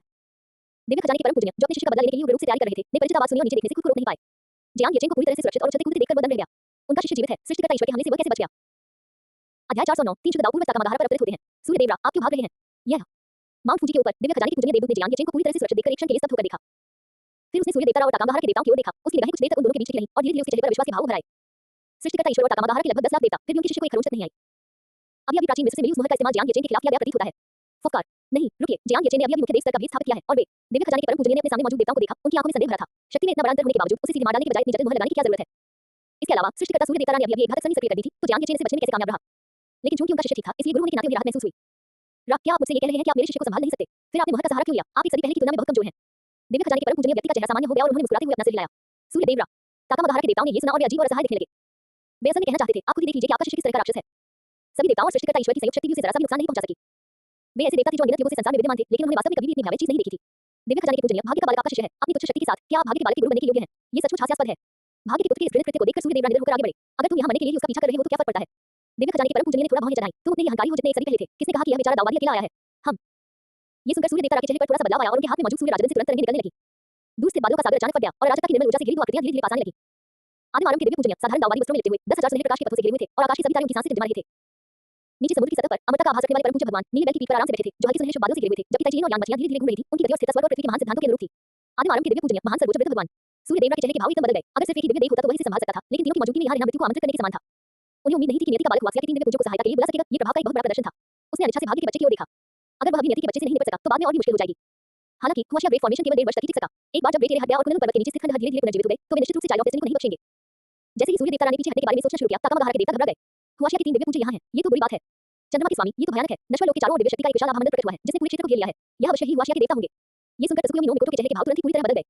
क्या एक अकेले भाग्य के बालक ने वास्तव में हुआशिया के सभी देवताओं को एकजुट कर दिया? ये कैसे संभव हुआ? पिछली बार जब भाग्य के बालक को उन्होंने घेर लिया था, तब केवल एक हुआशिया देवता को उसकी मदद के लिए भेजा गया था ताकि वह भाग सके। नहीं, ये निश्चित रूप से भाग्य के बच्चे के कारण नहीं था, बल्कि हुआशिया के देवताओं ने लंबे समय से ताकामागाहारा पर सक्रिय रूप से हमला करने का इरादा पाल रखा था। भाई, जल्दी करो, जाओ और ताकामागाहारा के तीनों सृष्टिकर्ता देवताओं को आमंत्रित करो, अन्यथा ताकामागाहारा निश्चित रूप से एक सदी पहले की गलतियों को दोहराएगा। तसुकुयोमी नो मिकोटो ने सुसानो नो मिकोटो का कॉलर पकड़कर चिंता से आग्रह किया। सुसानो नो मिकोटो ने अपना उद्यम व्यवहार त्याग दिया, भारी मन से सिर हिलाया और एक परछाई में परिवर्तित होकर सीधे ताकामागाहारा की ओर चल पड़ा। देवता सूर्य, कृपया सहायता करें। तसुकुयोमी नो मिकोटो अभी सूर्य देवरा का उपयोग करना चाहती थी, लेकिन जब उसने अपना सिर घुमाया, तो सूर्य देवरा एक घटते सूरज में रूपांतरित हो गए और पीछे मुड़े बिना बादलों से घिरे आकाश में गायब हो गए। सुकुयोमी नो मिकोटो, भागने की कोशिश कर रहे हो, बेचारा दाववादी। स्पिरिट ट्राइजर, पीछा मत करो, इस बार हमारा निशाना वो नहीं, बल्कि ताकामागाहारा है। आदिम आरंभ के दिव्य पूजनीय ने तुरंत उसे रोकने के लिए बोलना शुरू किया। दिव्य खजाने के परम पूजनीय ने कुछ देर रुककर क्षण भर के लिए संकोच किया और फिर से हिलाया। ये छोटा सा जीव सचमुच आश्चर्यजनक है, रावी इसका कुछ नहीं बिगाड़ सका। नीले बैग की पीठ पर बैठे परम पूज्य गुरु ने अपनी लंबी सफेद दाढ़ी सहलाते हुए जियांग येचेन को आश्चर्य से देखा। आदिम आरंभ के दिव्य पूजनीय ने हल्के से सिर हिलाया। राव की शक्ति को हम भी कम नहीं आंक सकते, फिर भी जियांग येचेन जीवित रहने में कामयाब रहा और उसने राव को केवल मोहर लगाने की विधि का सहारा लेने के लिए मजबूर किया। ये बच्चा तो हमारे लिए भी समझ से परे होता जा रहा है। आदिम आरंभ के दिव्य पूजनीय और परम पूज्य वरिष्ठ भगवान द्वारा अपने शिष्य का इस प्रकार मूल्यांकन करते हुए सुनकर दिव्य पूजनीय तुरंत आनंद से भर उठे और उनका मनोबल ऊंचा हो गया। शिष्य, तुम ठीक हो, फिर भी तुम्हारे गुरु तुम्हें कुछ कहना चाहते हैं। चूंकि तुमने अमृत प्राप्त कर लिया है, इसलिए तुम्हें अपनी सांसारिक भावनाओं पर नियंत्रण रखना चाहिए और फिर कभी अपनी जल्दबाजी नहीं करनी चाहिए। नीचे खड़े जियांग येचेन ने अपने गुरु के शब्द सुने, तुरंत खड़े हुए दिव्य खजाने के परम पूज्य को प्रणाम किया और आदरपूर्वक कहा, मैं गुरु की शिक्षाओं का पालन करूंगा। अपार उपस्थिति बिखेर रहे 3 दिव्य पूज्यों को देखकर वह भावुक होकर भरे बिना नहीं रह सका। किसी परम पूजनीय गुरु का होना सचमुच महान बात है। जब भी उन्हें कोई खतरा महसूस हुआ, उन्होंने सीधे हुआशिया के देवताओं को बुलाया। इस तरह के प्रभाव की उन्होंने अपने पिछले जीवन में कल्पना भी नहीं की थी। उसके बदले में बैठी मेई अभी भी सदमे में थी। एक साल तक उसे न मिलने के बाद जियांग येचेन न केवल परम पूजनीय व्यक्ति का शिष्य बन गया था, बल्कि खतरे में होने पर वह हुआशिया के देवताओं को भी बुला सकता था।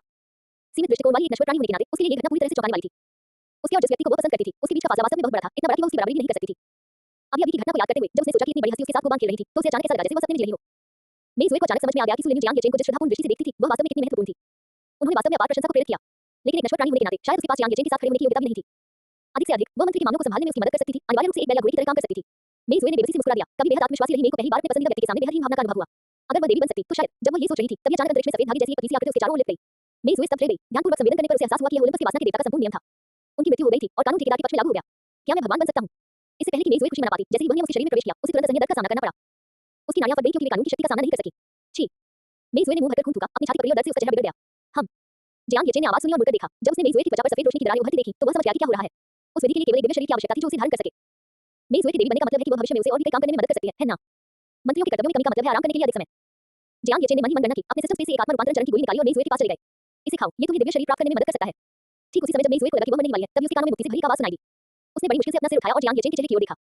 जिस स्त्री को कभी पुरुषों से घोर नफरत थी, उसे इस क्षण जियांग येचेन से प्रेम करने का एक कारण मिल गया। भले ही वह उसे पसंद न करता हो, अब इसे कोई फर्क नहीं पड़ता था।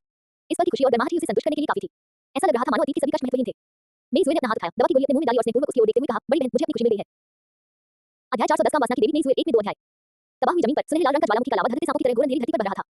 फिर भी ऐसे कठोर वातावरण में मेई ज़ुए के चारों ओर ताज़े लाल गुलाब की पंखुड़ियां उड़ रही थी, जो इच्छा के नियम से घिरी हुई थी। आत्मा रूपांतरण चरण की गोली लेने के बाद मेई ज़ुए की त्वचा पर चमकती हुई सफेद दरारें धीरे-धीरे गायब हो गईं और उसका शरीर धीरे-धीरे ऊपर की ओर तैरने लगा। अचानक आसमान से बर्फ गिरने लगी। हवा की झोंके से मेई ज़ुए के साधारण कपड़े पिघलती बर्फ की तरह बिखर गए। दूर का एक कण भी नहीं बचा। गुलाबी सुनहरे और हल्के बैंगनी रंग की रोशनी की लकीरों ने उसके पूरे शरीर को ढक लिया। अगले ही पल रोशनी इतनी तेज हो गई कि आंखें खुली रखना असंभव हो गया।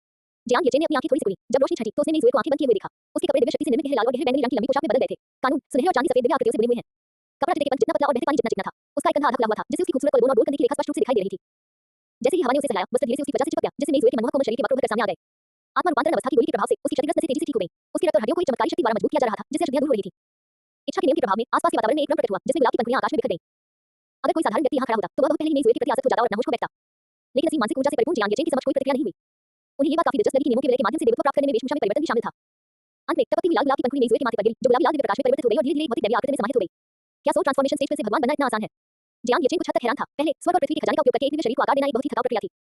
आत्मा रूपांतरण की इस गोली के सेवन मात्र से ही व्यक्ति आसानी से एक दिव्य शरीर प्राप्त कर सकता था, जो किसी नियम का पालन करने में सक्षम था। ये बहुत ही सुविधाजनक था। भविष्य में जब उसकी मां और सुलिन देवी बन जाएंगी, तो उन्हें इतना कष्ट नहीं सहना पड़ेगा। ये सोचते ही जियांग येचेन के होठों के कोने हल्के से ऊपर की ओर मुड़ गए। इसी क्षण मेई ज़ुए ने भी अपनी आंखें खोली। उसकी आंखें पूरी तरह बदल चुकी थी। अब उनमें केवल आकर्षण ही नहीं था, बल्कि दुनिया भर की वासनाओं और इच्छाएं भरी हुई थी। उसकी आंखों में उत्साह, कोमलता, पागलपन और पश्चाताप सब कुछ झलक रहा था। उसकी बाहों के बीच गुलाबी दिव्यता एक गुलाब के आकार के चिन्ह में सिमट गई, जो उसकी लंबी पोशाक पर चमकते हीरों की प्रतिध्वनि कर रही थी। उसका पूरा शरीर कामुकता से भरी दिव्य चमक से दमक रहा था। जियांग येचेन ने हल्की सी ताली बजाई और मुस्कुराते हुए कहा, बधाई हो, मेरा योग्य सहायक अब वासना का न्याय देवता बन गया है। उसकी आवाज सुनकर मेई ज़ुए ने उधर देखा। जैसे ही जियांग येचेन उसकी आंखों में दिखाई दिया, उसके भीतर एक गहरा स्नेह छिपा हुआ था। जब से उसने आखिरी बार उसकी बहन से मिलने में उसकी मदद की थी, तब से उसका दिल जियांग येचेन के लिए धड़क रहा था। रुको, धन्यवाद। वह मुस्कुराई। उसकी मुस्कान किसी चित्र की तरह सुंदर थी। जियांग येचेन के पास जाकर उसने आत्मविश्वास से कहा, अब क्या मैं आपके साथ कंधे से कंधा मिलाकर लड़ने के योग्य हूँ? जियांग येचेन चौंक गया और तुरंत अपना हाथ हिलाते हुए बोला, ये ठीक नहीं है। मेई ज़ुए की मुस्कान धीरे-धीरे फीकी पड़ गई। क्यों? आपके निर्देशक के रूप में मैंने आपको पहले ही भगवान बनने में मदद की है। जब आपको कठिनाइयों का सामना करना पड़े, तो यदि संभव हो तो उन्हें स्वयं हल करें। यदि आप ऐसा नहीं कर सकते, तो उन्हें हल करने का कोई तरीका खोजें। जियांग येचेन ने गंभीरता से कहा, मुझे अभी भी काम में ढिलाई बरतने की जरूरत है। नहीं, नहीं, नहीं, मुझे विभाग के विकास के लिए काफी आगे की योजना बनानी है। मेरे पास आपके साथ कंधे से कंधा मिलाकर लड़ने का समय नहीं है। मेई ज़ुए, ये आदमी तो सच में। उसने गहरी सांस ली, उसके चेहरे पर गहरी हैरानी छा गई। इतने स्पष्ट इशारे से तो लगता है कि तुम सचमुच काम में ढिलाई करने की सोच रही हो। कितना संवेदनशील आदमी है, मेई ज़ुए ने धीरे से कहा। जियांग येचेन को कोई परवाह नहीं थी। उसने अपना हाथ थोड़ा सा ऊपर उठाया और उसकी हथेली में स्थानिक शक्ति एकत्रित हो गई। राजाओं का पवित्र प्याला, जिसे एफ्रोडाइट ने छीन लिया था, तुरंत उसकी हथेली के ऊपर प्रकट हो गया। क्या तुम अपनी बहन को पुनर्जीवित नहीं करना चाहते? इसे लो, ताकामागाहारा के देवता सर्वश्रेष्ठ बलिदान है। मैं ये भी देखना चाहता हूँ कि देवता बनने के बाद तुम्हारी शक्ति कैसी होगी। जियांग येचेन ने आकाश में ताकामागाहारा के देवताओं की ओर देखा और राजाओं का पवित्र प्याला मेई ज़ुए की ओर फेंक दिया। राजाओं के पवित्र प्याले को पकड़े हुए वो क्षण भर के लिए स्तब्ध रह गई। जियांग येचेन के प्रति जो बात वह भी महसूस कर रही थी, वह तुरंत ही भावुकता की भावना में बदल गई। मेई ज़ुए उसे मोहक निगाहों से देखती रही। हालांकि यह आदमी संवेदनशील था, फिर भी उसकी हर हरकत उसके दिल को छू जाती थी। ठीक है, मेरे निर्देशक, मैं आपको निराश नहीं करूंगा। उसने जियांग येचेन को एक मनमोहक मुस्कान दी। उसकी वासना भरी आंखों में गहरा प्रेम समाहित था। पवित्र वेल को धारण किए हुए मेई ज़ुए की आकृति एक पल में ही आकाश की ओर उड़ गई। जियांग येचेन ने अपने हाथों पर उबले रोम सहलाए। वह इतनी भावुक बातें कब से करने लगी? उसने अपना सिर हिलाया, जटिल विचारों को अपने दिमाग के पीछे धकेल दिया और आराम से अपनी कुर्सी पर बैठ गया। चूंकि गुरुजी और बाकी लोग आ चुके थे, इसलिए उसे कुछ करने की जरूरत नहीं थी। वह बस तरबूज के बीच खाकर तमाशा देख सकता था। लड़ाई झगड़ा और हत्या करना बहुत थका देने वाला होता है। जब कोई मुसीबत आती है, तो उसे सुझाने के लिए कोई न कोई होता है। उसे बस बेफिक्र होकर जीवन का आनंद लेना था। जियांग येचेन ने सुलिनी द्वारा सावधानीपूर्वक चुनी गई लाल शराब की बोतल निकाली और एक गिलास में डाली। बदलते हुए हवाओं और बादलों को देखते हुए एक परिचित आवाज सुनाई दी। जूनियर मार्शल ब्रदर, मुझे धोखा देना एक बात है, लेकिन आपने मुझे इतनी खतरनाक जगह पर आने से पहले सूचित नहीं किया। क्या हमारा रिश्ता खत्म हो गया है? जियांग येचेन रुका और उसने अपना सिर घुमाया। दूर बादलों के विशाल सागर में हुआशिया के देवता सभी दिशाओं से आ रहे थे और जापानी द्वीप को चारों ओर से घेर रहे थे। तीसरी मार्शल सिस्टर कछुआ आत्मा, पवित्र माता और सबसे बड़ी वरिष्ठ बहन स्वर्ण आत्मा वाली पवित्र माता समूह से उड़कर निकली और उनके सामने आकर उतरी। कछुआ आत्मा पवित्र माता ने आक्रोश से भरे चेहरे के साथ जियांग येचेन के हाथ से शराब का गिलास छीन लिया। जूनियर मार्शल ब्रदर, मुझे अपने साथ न ले जाने की सारी गलती आपकी है। मैं डायमंड रैंक पर आ गई हूँ। उसने गुस्से में लाल शराब बदक ली और तुरंत घृणा का भाव दिखाया। ये बहुत बुरा है। ये ब्यू पैलेस की अमर शराब के मुकाबले आदि भी अच्छी नहीं है। उद्धरण चिन्ह, उद्धरण चिन्ह, डॉट डॉट डॉट उद्धरण चिन्ह। जियांग येचेन के होंठ फड़क उठे और वो शर्माते हुए मुस्कुराया। तीसरी मार्शल सिस्टर, अगली बार मैं आपको जरूर ले जाऊंगा। बात वो नहीं है, अगर भविष्य में आपको कोई कठिनाई आए, तो जूनियर मार्शल ब्रदर आप मुझे बता सकते हैं। अकेले किसी साहसिक यात्रा पर मत आना। जिजाओ आपकी सबसे बड़ी समर्थक है, समझे? कछुआ आत्मा पवित्र माता ने अत्यंत गंभीरता से कहा। जियांग येचेन की आंखों में हल्की सी चमक आई। हालांकि उसकी तीसरी मार्शल सिस्टर का स्वभाव उग्र था, लेकिन अपने छोटे भाई की रक्षा करने के मामले में वो किसी से कम नहीं थी। समझ गया, चिंता मत करो सीनियर सिस्टर, मुझे पता है मैं क्या कर रहा हूँ। तुम्हारा मतलब क्या है कि तुम्हें पता है कि तुम क्या कर रहे हो? अगर तुम्हें पता होता, तो क्या तुम यहाँ अकेले आते? स्वर्ण आत्मा की पवित्र माता ने तीखी स्वर में टोकते हुए ठंडे लहजे में कहा, तुम जिजाओ की स्थापना के बाद से सबसे उत्कृष्ट शिष्य हो। अगर तुमने कभी फिर से अकेले कोई साहसिक यात्रा की, तो मैं तुम्हें ब्यू महल में कैद कर दूंगी। जियांग येचे ने आगे बोलने की हिम्मत नहीं की और बस सिर हिला दिया। वरिष्ठ बहन, क्या आप थोड़ा नरमी से नहीं बोल सकती? देखिए, आपने हमारे कनिष्ठ मार्शल ब्रदर को डरा दिया है। कछुआ आत्मा पवित्र माता ने शिकायत किए बिना नहीं रह सकी। फीनिक्स का मुकुट पहने, गोल्डन स्पिरिट होली मदर क्षण भर के लिए सब रह गई। उन्हें सास वाक्यों का लहजा शायद थोड़ा कठोर था। Junior marshal brother, senior sister. देवताओं, मेरी ताका महारानी 100 वर्षों तक हुआशिया को सताया है और हुआशिया के मुक्तिदाता नायक को मारने के लिए अन्य दिव्य राज्यों के साथ गठबंधन करने का भी प्रयास किया है। उनके अपराध क्षम्य हैं और उन्हें मृत्युदंड दिया जाना चाहिए। जैसे ही स्वर्णिम आत्मा पवित्र माता बोलने ही वाली थी, पैगोडा धारण की हुई स्वर्गीय राजाली की गहरी आवाज स्वर्ग और पृथ्वी में गूंज उठी। उसने ऊपर देखा और उसकी आवाज थोड़ी नम पड़ गई। जूनियर मार्शल ब्रदर, बिल्कुल पहले लौटने के बाद मैं आपसे और बात करूंगी। इतना कहकर उसने कछुआ आत्मा पवित्र माता से नजरें मिलाई। दोनों ने एक दूसरे को सिर हिलाकर अभिवादन किया और प्रकाश की लकीरों में परिवर्तित होकर उड़ गई। जियांग येचेन को कोई आपत्ति नहीं थी। उनकी सबसे बड़ी बहन बिल्कुल उनकी मां की तरह थी। दूसरों का प्रबंधन करना उन्हें बहुत पसंद था। वह आराम से रेत बाइंदाता रहा, यहाँ तक कि लड़ाई शुरू होने पर दिव्य प्रकाश से उसकी आंखों को चकाचौंध होने से बचाने के लिए उसने धूप का चश्मा भी पहन लिया और देवताओं की लड़ाई देखने के लिए तैयार हो गया। इसी बीच चारों ओर से घिरे हुए ताकामागाहरा के देवताओं के चेहरे गंभीरता से भरे हुए थे। उनकी आंखें दहशत से देख रही थी जब हुआशिया के स्वर्गीय पूजनीय लोग बादलों के हल्के सुनहरे प्रभामंडल में छिपे हुए थे और गर्जन विभाग के स्वर्गीय स्वामियों की गरज से दूर बादलों के पटों में गूंज रहे थे। असंख्य चांदी के कवचधारी स्वर्गीय सैनिकों ने ब्रह्मांडीय तारों की विशाल श्रृंखला का निर्माण किया, जो उन्हें एक अटूट लोहे की दीवार की तरह घेरे हुए थे। चंद्रमा के स्वामी, अब हम क्या करें? हुआशिया के परम पूजनीय देवता यहाँ हैं। हमारे लाखों देवताओं के बावजूद भी हम उनका मुकाबला नहीं कर सकते। हमें अमातेरासु ओमिकामी की बात सुननी चाहिए थी और हुआशिया को उकसाना बंद कर देना चाहिए था। अब इसका परिणाम भुगतना पड़ेगा। गर्जन देवता ने हुआशिया के देवताओं की ओर देखा, जो युद्ध की भावना से परिपूर्ण थे और सिर हिलाते हुए आह भरी। यदि तसुकुयोमी नो मिकोटो 100 साल पहले हुआशिया द्वारा ताकामागाहरा के विनाश के प्रति जुनूनी न होती और प्रतिशोध का विचार त्याग देती, तो ताकामागाहरा को प्रतिरोध वाले मार्ग पर नहीं ले जाया जाता। अब बहुत देर हो चुकी है। चुप रहो। तसुकुयोमी नो मिकोटो दहाड़ा। देवताओं को अपने बारे में बात करते हुए सुनकर उसका चेहरा पीला पड़ गया। ताकामागाहरा के देवता धीरे धीरे शांत हो गए। चांदी से जगमगाती तसुकुयोमी नो मिकोटो की आंखें तीनों हुआशिया स्वर्गीय पूजों को घूर रही थी। उनके भीतर शक्तिहीनता की भावना उमड़ रही थी। क्यों वह मन ही मन बार यही सवाल दोहरा रहा था। वे इतने करीब थे, बस थोड़ी सी दूरी और हुआशिया का अस्तित्व ही मिट जाता। लेकिन नियति के एक बच्चे ने उसकी सदियों पुरानी योजना को बाधित कर दिया और सब कुछ बुलबुलों में बदल दिया। क्या ताकामागाहरा 100 साल पहले की तरह पूरी तरह से नष्ट हो जाएगा? तसुकुयोमी नो मिकोटो की निगाहें घूम गईं और वह जमीन पर आराम से लेटे जियांग येचेन की ओर टकटकी लगाकर देखने लगी। उनकी मुठियां इतनी भींजी हुई थी कि उनमें से चटकने की आवाज आई। तसुकुयोमी नो मिकोटो, जब तुम्हारा पुनरुत्थान हुआ तो तुमने पूरी सागर में सुनामी ला दी, जिससे हुआशिया पूरी सागर सीमा पर 10 लाख लोगों की जान चली गई। आज इस रक्त ऋण को चुकाने का समय आ गया है। हरे रंग के बैल पर बैठे हुए परम पूज्य वृद्ध स्वामी ने अपने घोड़े की पूंछ वाले पोछे को धीरे से लहराया। न तो कोई प्रचंड गति थी, न ही आकाश को भरने वाली ज्वालाएं, बस हल्की सफेद दाव की एक धुंधली सी धारा बह रही थी। ये धीमी और सौम्य प्रतीत हो रही थी, जिसमें किसी प्रकार की विनाशकारी शक्ति नहीं थी। लेकिन तसुकुयोमी नो मिकोटो की नजरों में वह हल्की सफेद दाव की फुहार ही उसे अनगिनत बार नष्ट करने के लिए काफी थी। उसके चारों ओर तुरंत चांदनी फूट पड़ी, मानो 10,000 ठंडी तलवारें चल रही हों, लेकिन वे दाव को छूने से पहले ही इंच करके चूर-चूर हो गईं। तसुकुयोमी नो मिकोटो के चेहरे के भाव एकदम बदल गए। एक ऐसे हुआशिया स्वर्गीय पूजनीय के सामने जो सृष्टिकर्ता ईश्वर के समकक्ष हो सकता था, वह एक चींटी के समान था। जमीन से ये सब देखकर जियांग येचेन भी चकित रह गया। फिलहाल वो केवल एक गॉड किंग को ही फंसा सकता था और ग्रैंड सुप्रीम मेडल लॉर्ड के इस सहज हमले का मुकाबला करने से बहुत दूर था। ईश्वर राजा बनने के लिए उसने 1.5 साल तक ढिलाई बरती थी और सृष्टिकर्ता ईश्वर के स्तर तक पहुंचने में उसे और 3 साल लगेंगे। लेकिन कोई जल्दी नहीं थी, धीरे-धीरे जीवन का आनंद लेना ही सही रास्ता था। जियांग येचेन ने लाल शराब का एक घूंट लिया और देखा कि दाव की तसुकुयोमी नो मिकोटो पर उतरने ही वाला था। अचानक समय और स्थान थम गए और कानून रुक गए। जियांग येचेन का शरीर भी अकड़ गया। धुंधले बादल में लिपटा हुआ एक तारामय साया उसकी दृष्टि में प्रकट हुआ। होशियार हेवनली वेनेरेबल, मैं जानता हूं कि ताकामागाहरा की गलती पहले थी, लेकिन उस प्रतिशोध को निकालने के लिए उन्हें 100 साल पहले ही नष्ट कर दिया गया था। मुझे आशा है कि आप दया दिखाएंगे। उस तारामय प्रेत से एक बूढ़ी कर्कश आवाज आई। जब तक हुआशिया इस मामले को आगे नहीं बढ़ाती, ताकामागाहरा आपसे दुनिया से बाहर छिप जाएगा और किसी भी संघर्ष में भाग नहीं लेगा। वह आवाज जिसने आत्मा को झकझोर दिया, देवताओं के हृदयों में गूंज उठी। आदिम आरंभ के दिव्य पूजनीय ने थोड़ा भौहें चढ़ाई। वहां कौन है? तारामय प्रेत ने आदिम आरंभ के दिव्य पूज्य को प्रणाम किया। ताकामागाहरा के अमीनो मिनाकानुशी नो कामी, मैं दिव्य पूज्य से प्रार्थना करता हूं कि वे युवा पीढ़ी की गलतियों को क्षमा कर दें। अमीनो मिनाकानुशी नो कामी, ताकामागाहरा के 3 सृष्टिकर्ता देवताओं के प्रमुख। अध्याय 400